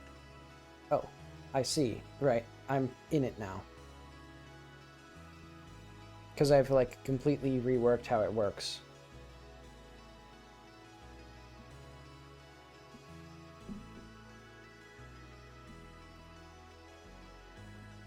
Okay, did this have anything before, like use item? Oh yeah, it did.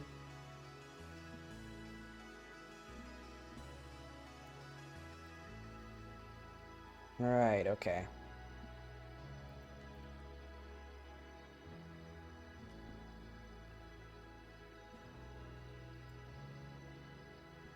Well, I'll figure that out soon.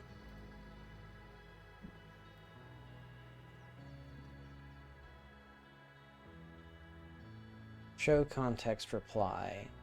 Do I need...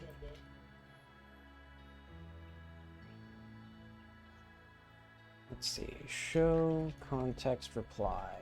Should be... I think it should just be in here. Like, is there anything that we... I'll just put it back in the dialog viewer, I guess. Like, is there anything in here that we don't need?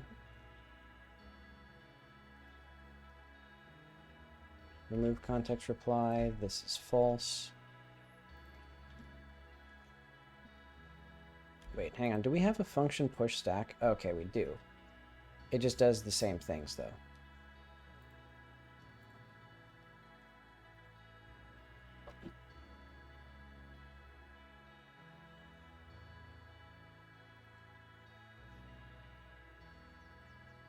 Okay. So now we can show the context reply. That means we can go back up to here, and we can have this be that.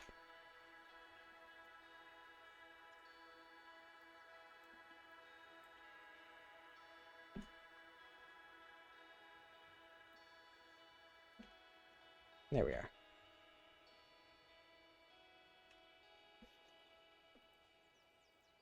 So now if I use a note, what happens?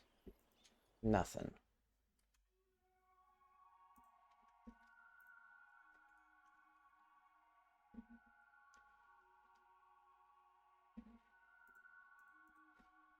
Use a note, click this. Okay, so it doesn't get that far. So if we go to item context, note. Oh wait, I bet you it's because the mini journal has signals that it itself uses. Yeah, note chosen.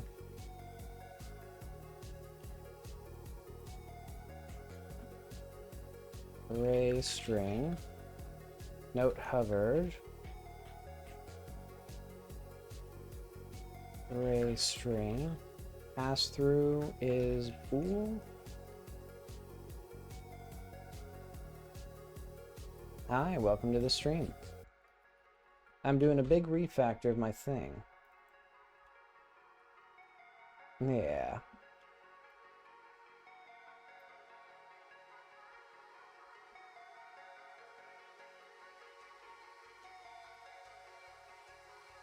There we are.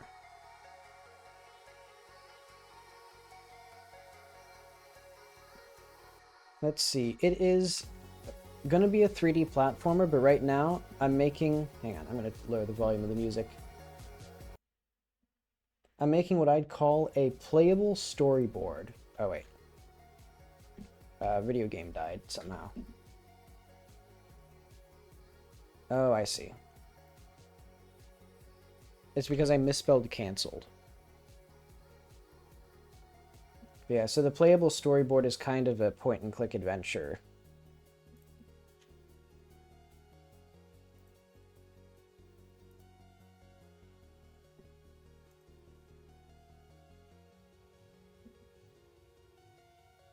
Still doesn't work.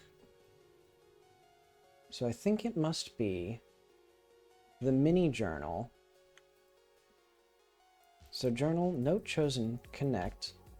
Item context on journal, note chosen. Use note. Note picked, emit tags.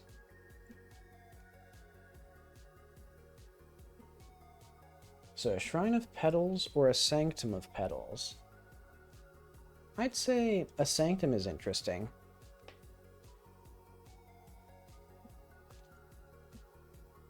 Admittedly, I don't really know what a sanctum is. I don't think I've heard that word too many times. Because I guess in the context of a shrine, it makes sense that it's like a similar thing. Let's see. So I'm going to see if this is here, and then I'm going to see if this is here.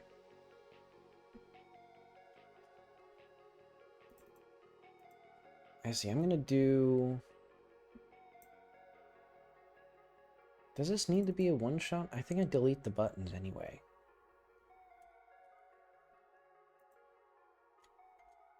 Okay.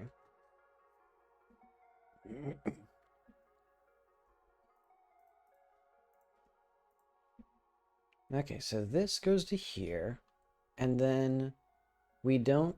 Once we've gotten our note chosen, it didn't do anything.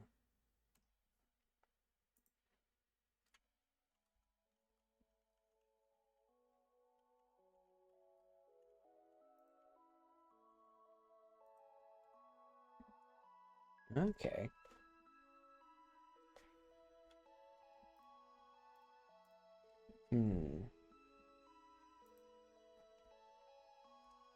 So where exactly did this fail?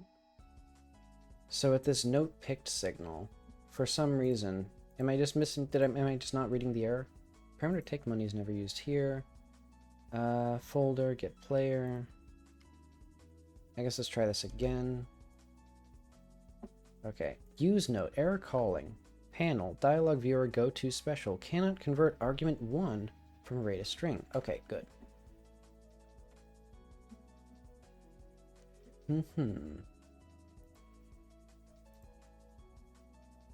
Yeah, I guess a shrine would be more obvious, I think, but sanctum is a cooler word. But maybe Sanctum also feels more like a place of safety. Like a sanctuary. So it might be better to use Sanctum for something where like the player is, instead of being moved somewhere, just as like a refuge or a safe place, I guess. Where a shrine makes more sense to be teleported from somewhere. Let's see, I'm going to say just like, go to note here.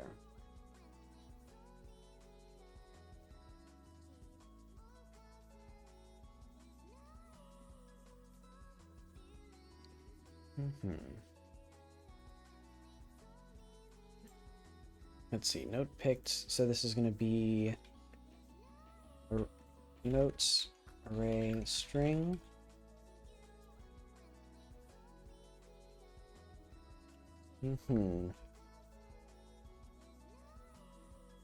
Yeah, I guess then, yeah, shrine makes the most sense.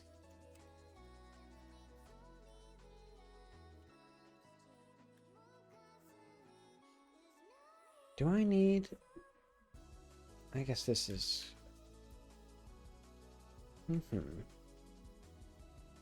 Yeah, because a shrine just sounds more graveyard appropriate. Okay, so let's see if this actually works. Okay, good. And then...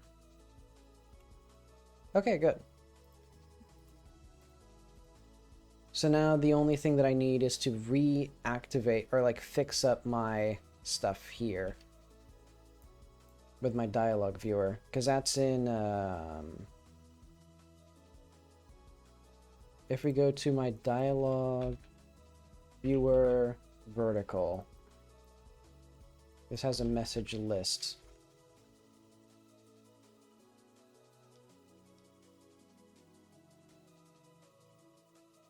And then when we show text, we don't add it to here, we add it to message list. And when we pop the stack... Okay. So now my thing is working, kind of. So your name is Jacqueline. You're obviously not the only person who knows my name. Alright, I don't know. Then that's the end of the game. Okay. Let's see if, now that I've gotten this working, if the note layout is correct. Because basically, the gimmick of the game is that you can use notes from your journal in dialogue. And it gets these little sidebars. So then I can do, like, this. So you're from Dachshund. I think when it says you'll have to try again, it should already have been out of the stack.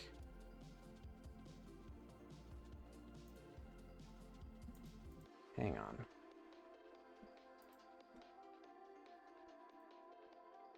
Message list equals call frame box. And call frame box is that. And so we have the message list here. Okay, so we're getting the correct frame, I think.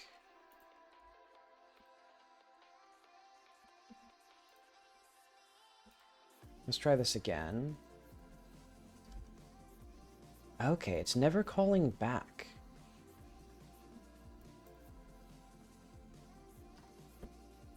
Oh, that makes sense because this is no longer the, Okay.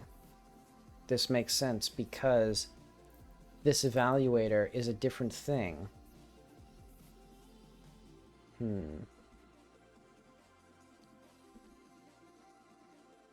So what we should have is we should have the evaluator have its thing as well.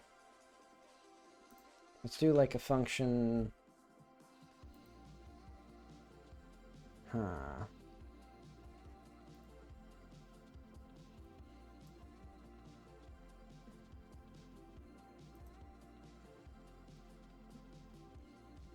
This should have a viewer as its thing. So dialogue evaluator. Init viewer, dialogue viewer.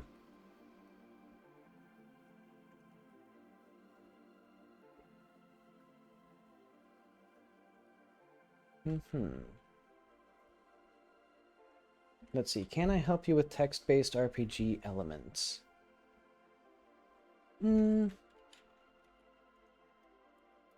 Sorry, I got... Basically, I developed this game on top of a full-time job, so I don't have enough time to help other people, too. Yeah, let's say viewer here, and then I'm going to do back. So I'm just going to do, like, if... Oh, wait, no. The dialog viewer should have a back function.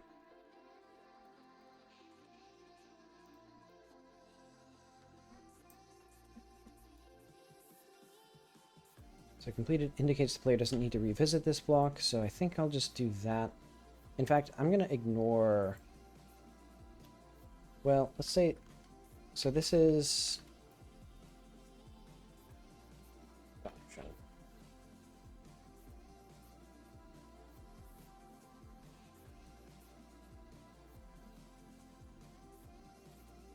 So yeah, when we go to dialog evaluator, if viewer back.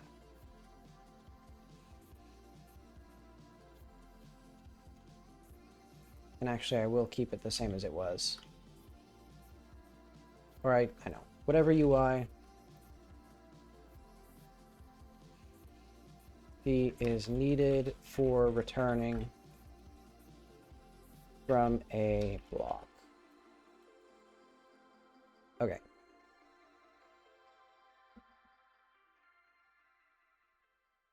Now what I can do is when I do this, I can click this. Okay. And now that's called. Oh. Huh. Non-existent function is empty on base object inventory.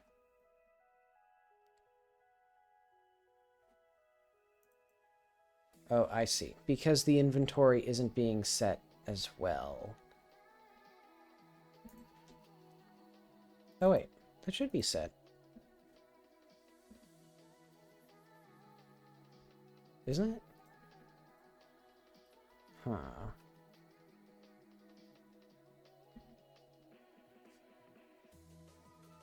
Yeah, because we got inventory here.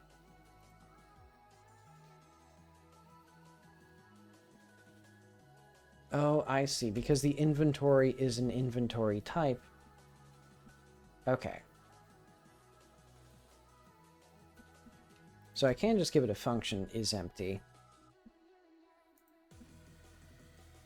Or, wherever it is. Okay, here it is. Function is empty. Bool return data.isEmpty or data.values.all func c and c equals 0.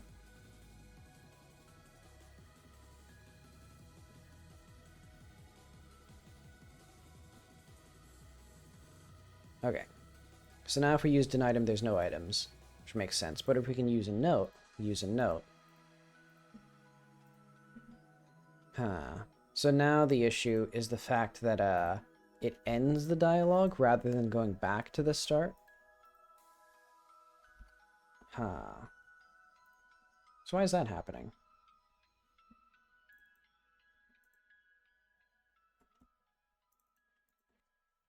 I think it's because the special menu is now being handled differently.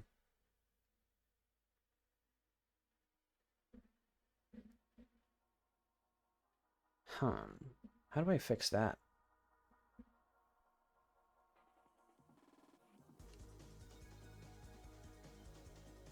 I probably just need the special item to do something different anyway. Or like be handled, So if we go to the evaluator. Special menu.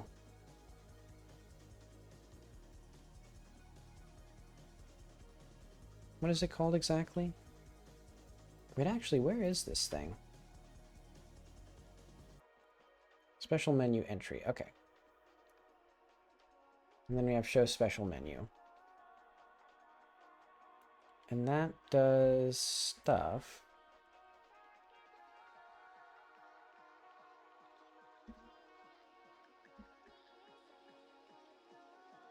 Use an item, use a note.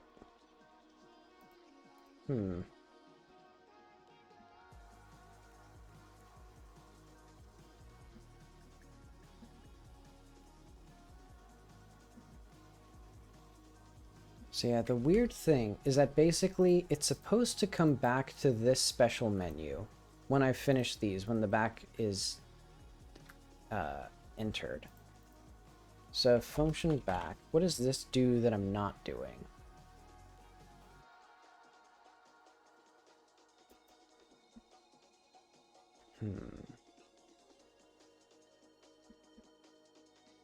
I should probably also have stuff like this in this dialog viewer. So like, or this one.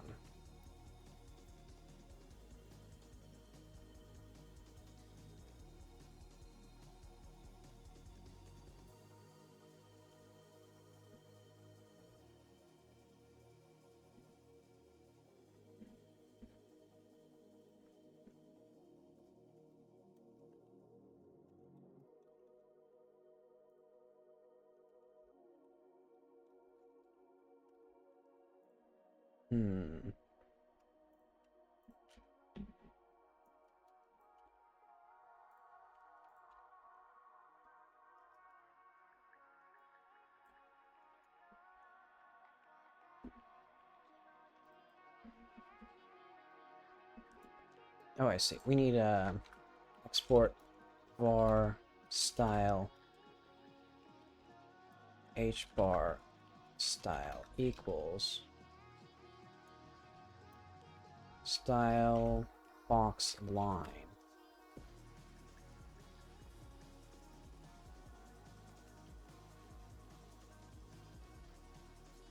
Okay.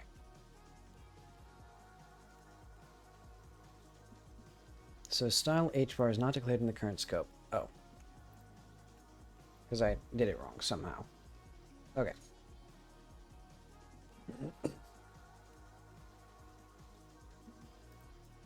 So this still doesn't quite. Yeah.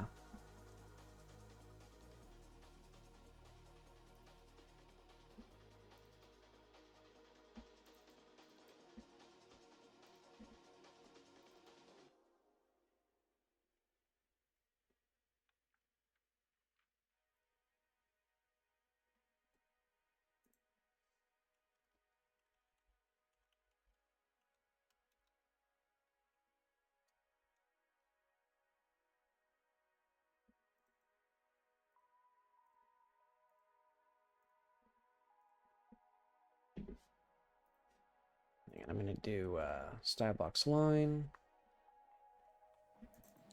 Oh, wait. This should just be style box. For the white.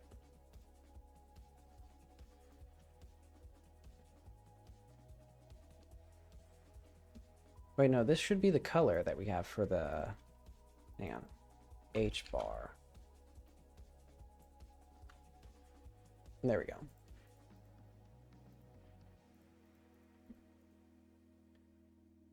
Huh.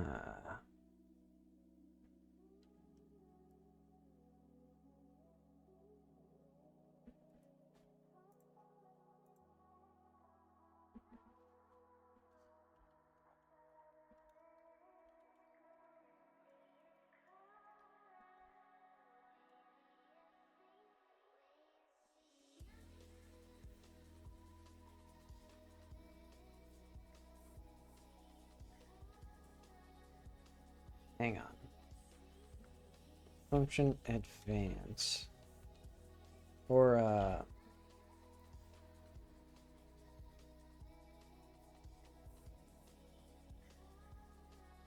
hang on. Function advance. Super advance. Then this stuff. So if there's no next item, there should be eval. Or,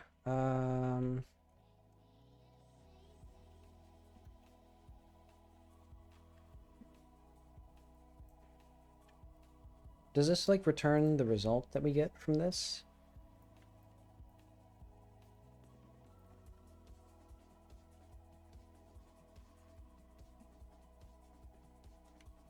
Hmm.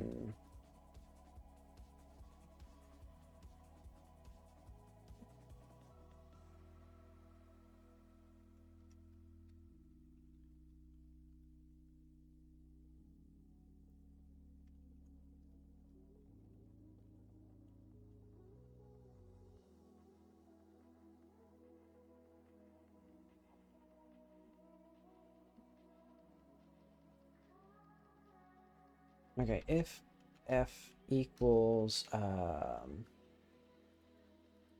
let's say if and in f false. So this is going to return now a Boolean. Returns true if the dialogue continues, false otherwise. Basically what I want here is var continue equals, and then if not go on,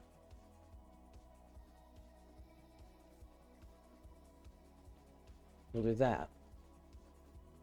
It'll just delete the end bars, spawn end bars. Oh, if f is dictionary and end in f return false.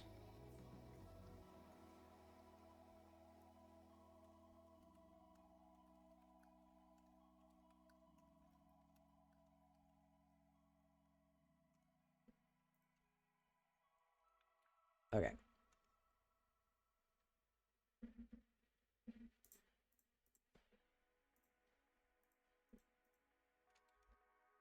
So do we have any place where we spawn end bars? Okay, good. So we at least have that, but that still doesn't answer the question as to why the why this special menu does not work the same way that it did before. So does this have special menu still? Okay, yeah, because this all is still correct. And that makes sense. Huh.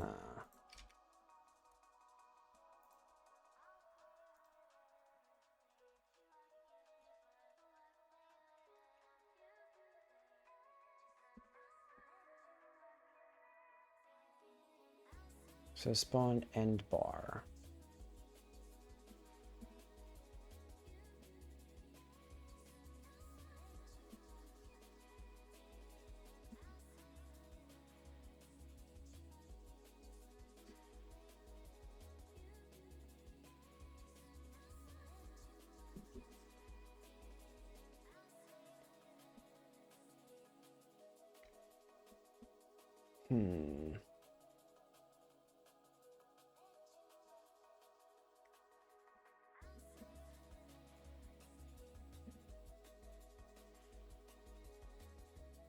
I don't know what this is exactly.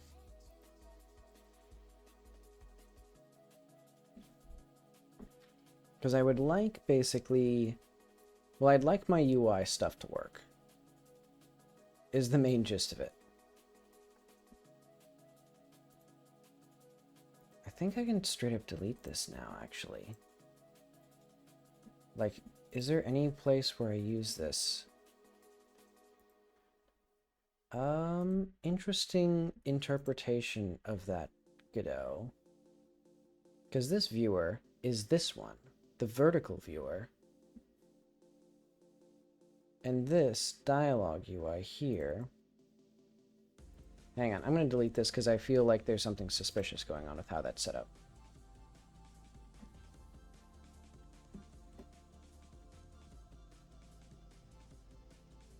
Let's close all of these and then go back to dialogue UI. Okay, good.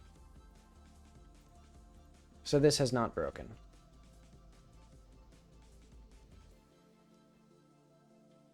Ooh. Special dialogue requested on base object of null instance. Okay. So... But it's here. It's here. I mean, thankfully, all I need to do is just, like, get this, and then do this, and then...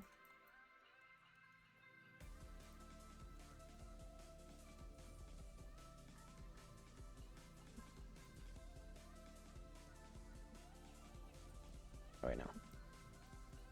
Get these little bad guys.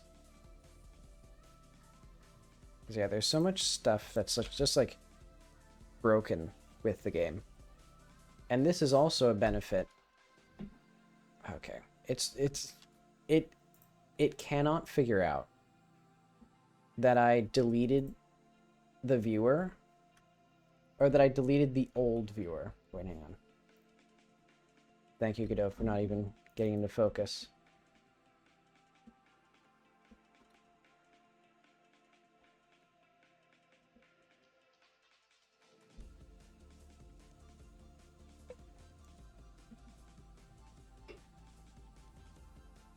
Okay. So we can see the viewer here. It's not null. It has the correct script. It has the correct scene. It opens up to the correct thing. It's also running at like 2 FPS. Or like... Or it's doing something weird for a bit. Okay. Whatever. It should work. Good, okay. It just took a restart for Godot to figure out what was happening. Oh, it also somehow broke all of my... So if we go to my H bar, do that.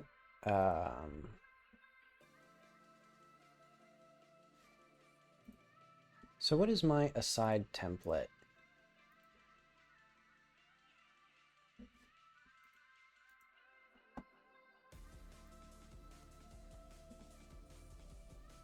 What is this thing exactly? A 9-patch rectangle. I don't know what this is. What was this before? Is it the aside bar? I guess it must be. And then... I don't understand what this is.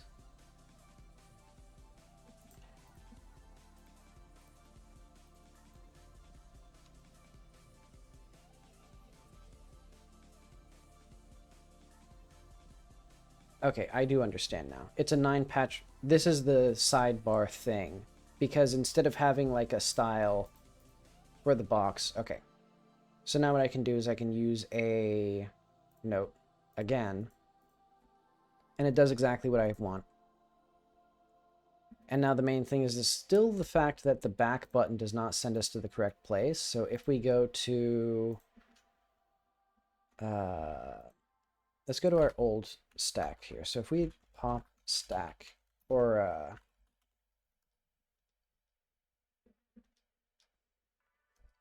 oh wait, no, this is the other one.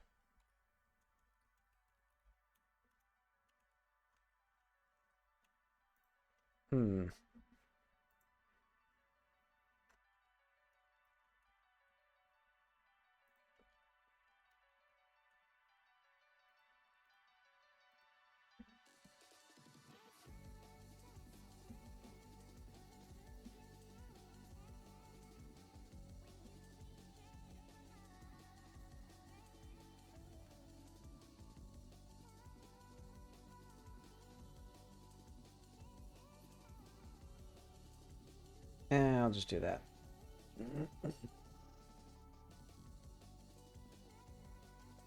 Okay, so use a note. Try this again. Okay. So if the call stack is empty, it's not good. Complete the block, mark discussed, call frame equals this. So what is this item? Okay, so we are going back to this item.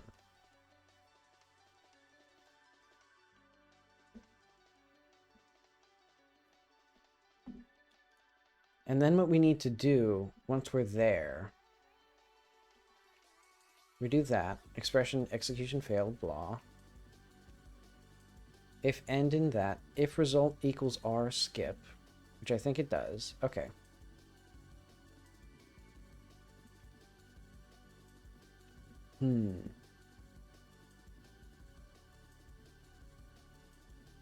Okay, I think what I need to do is elif checked item dot type not equal to dialog item dot type dot special menu entry. Is that what we needed?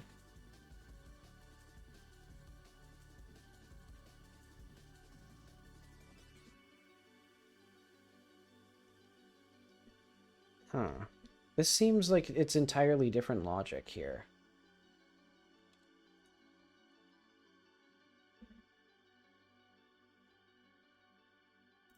Alright, well, this might do what I want it to do.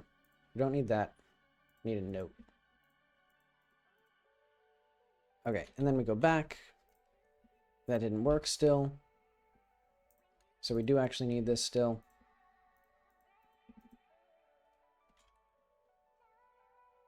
So our next item is still this one.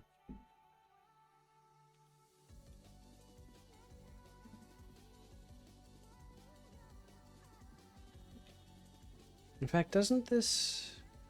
Huh. So if checked item... So checked item should be... Huh. Oh, okay.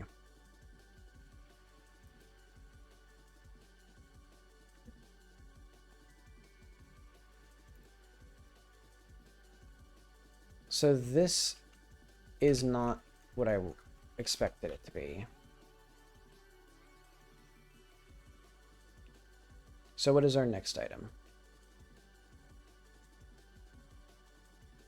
I see. I need to set next item when we do function back.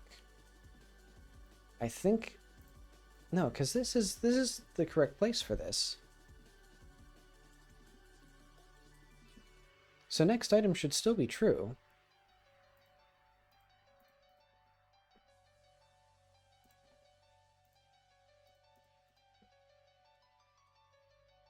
Okay, so next item is something. And then we do viewer back. And then next item should still be the thing that we have. Why is next item null now?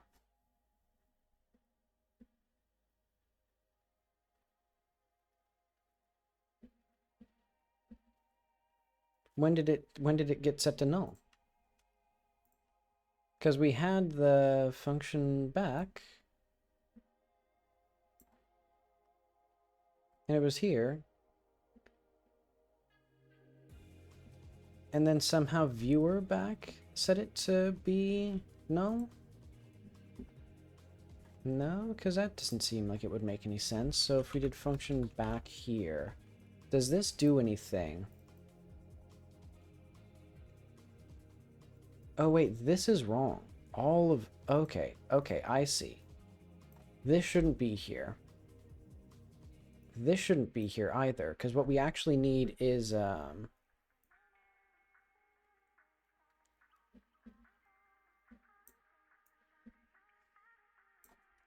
because now this is a void function.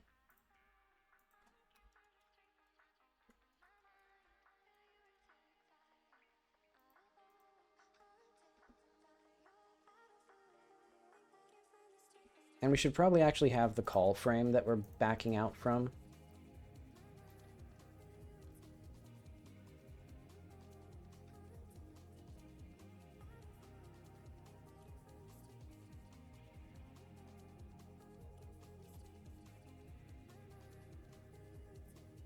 Okay.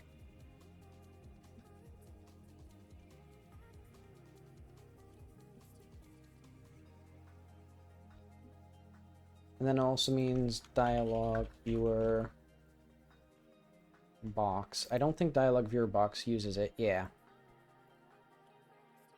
So we're just going to have this as... So we don't even need this. P frame equals this.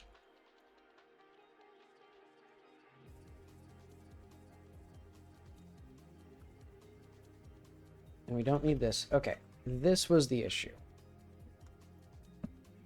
None of that stuff was actually correct because I was mixing up, I was like duplicating code.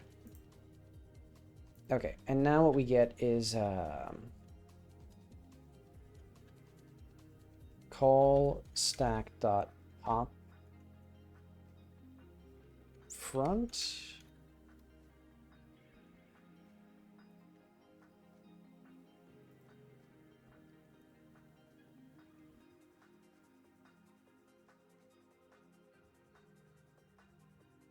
Oh, okay, we pop the back of the stack.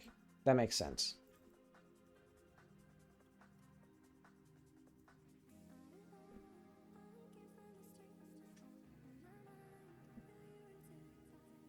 Wait, then when do we... How do we... Oh, I see. We do that here. Okay.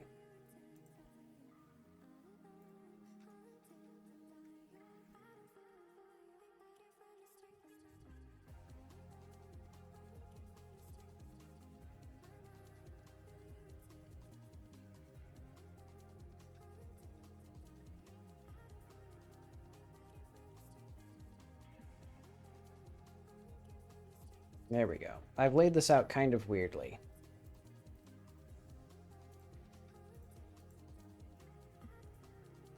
Okay. That doesn't actually fix the issue, though, I don't think. Oh, wait, no, it does, because I was accidentally... Okay. That does fix the issue, because I was accidentally advancing twice, or calling back twice, or doing something like that. Like, I was just messing up the code. Okay, so now we can use multiple notes.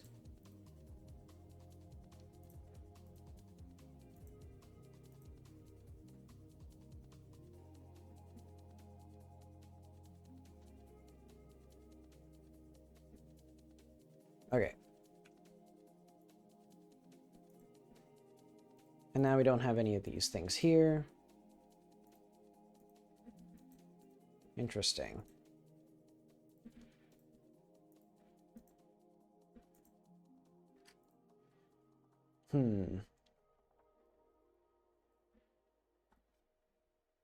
Okay, so at the very least, we have, like, some of the, like, underlying framework re-implemented and all working.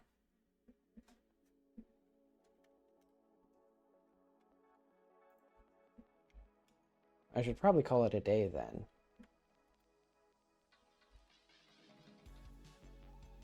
Okay.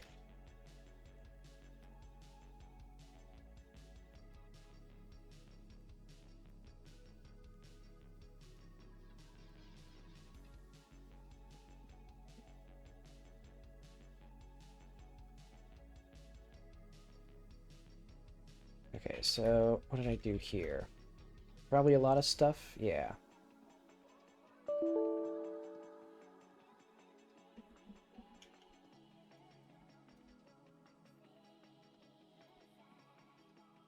I guess just making the UI work with at the ends of arrows. We're making it all work with at the ends of arrows. Okay.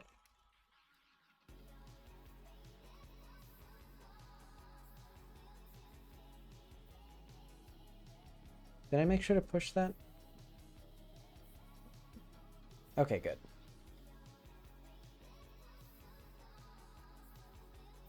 So the very first screen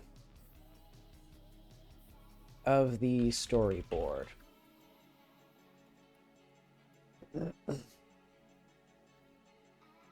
I have exactly one thing, or I've implemented like one thing. It's like the from SpongeBob. But okay. Do I want to go further with it? You know, I'll at least make it so that we can get to the second screen.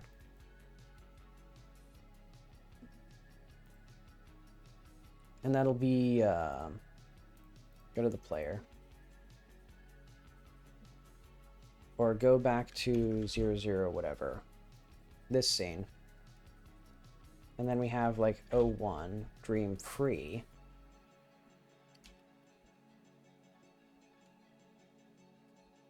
So, don't we have... So we have the medium quests thing. Player start. So why does the player start not have the things that I need?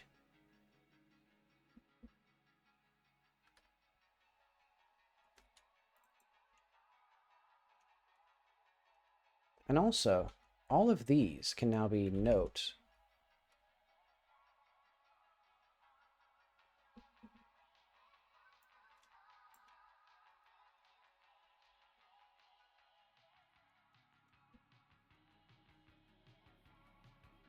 Oh, I see. There we go.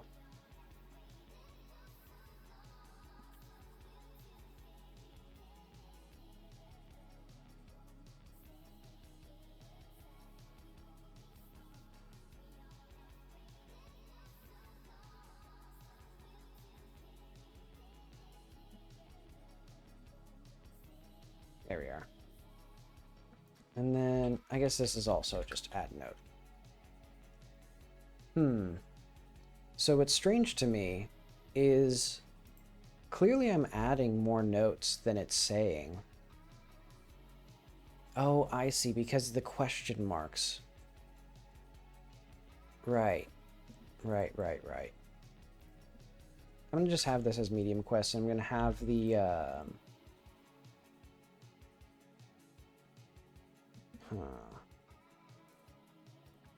My landing point on this excursion, not much to look at aside from the medium.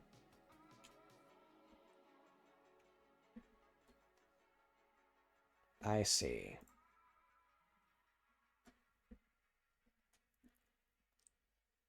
Hang on. The dialogue evaluator needs function.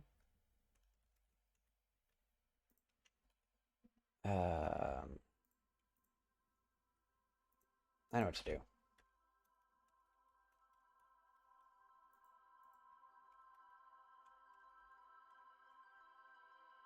When we go to player start, this should just say medium quest for now. And we can just do even like journal.create task medium quests the medium.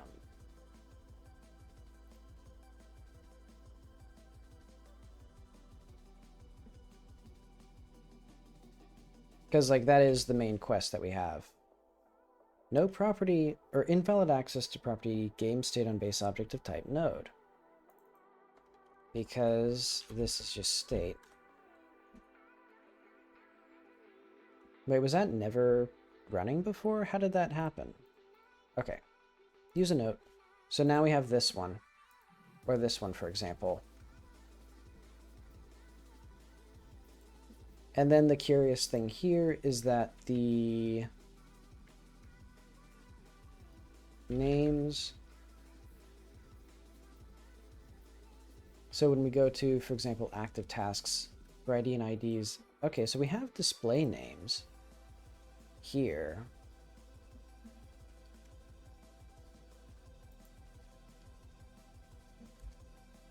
Ah, well, whatever. This is basically what does that. And then we get to here. The dream, I don't know what's here. Great. Actually, how did that... Oh, I see. Because I already put it in this thing. Chunk goodbye. Okay, so now we can actually get to the second screen of the game. We're making progress.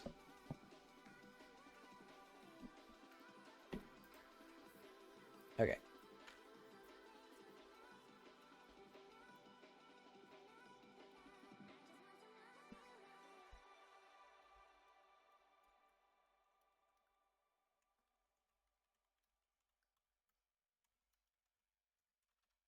So eventually we need to re-implement the, actually I'll put that in here, back to basics, basic system, show an image, add other things to the image, click stuff on the image, to pick up items, to talk to characters, to switch scenes, with and without. Okay, and then like fix dialogue. I'll put that in the other thing. Oop. Let's go to bugs. So question task ID works again. Now it's not handled. And that'll be for later.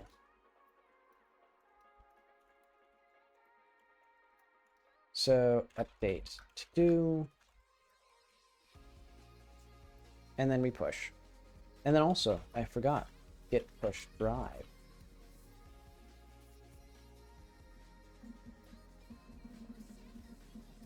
And there we are.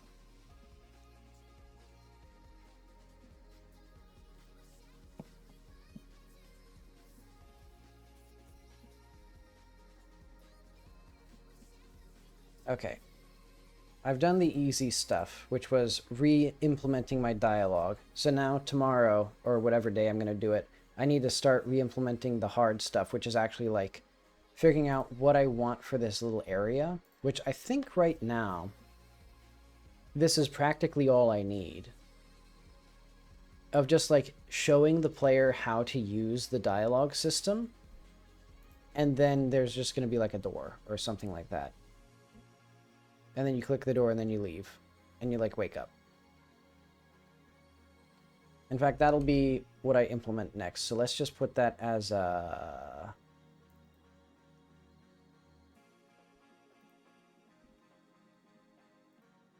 Let's go back to here. Back to basics. So like the basic adventure. Is this spoiler stuff? Okay. Intro. A door to the... or to exit the dream. Explaining the medium. Go to the medium. See Ghost Mom. Start the quest proper. Get a map or something. Okay. And basically, the way it'll work right now is the player can just click on the map, and then they'll just be teleported to where the map says or shows. All right. More intro tasks.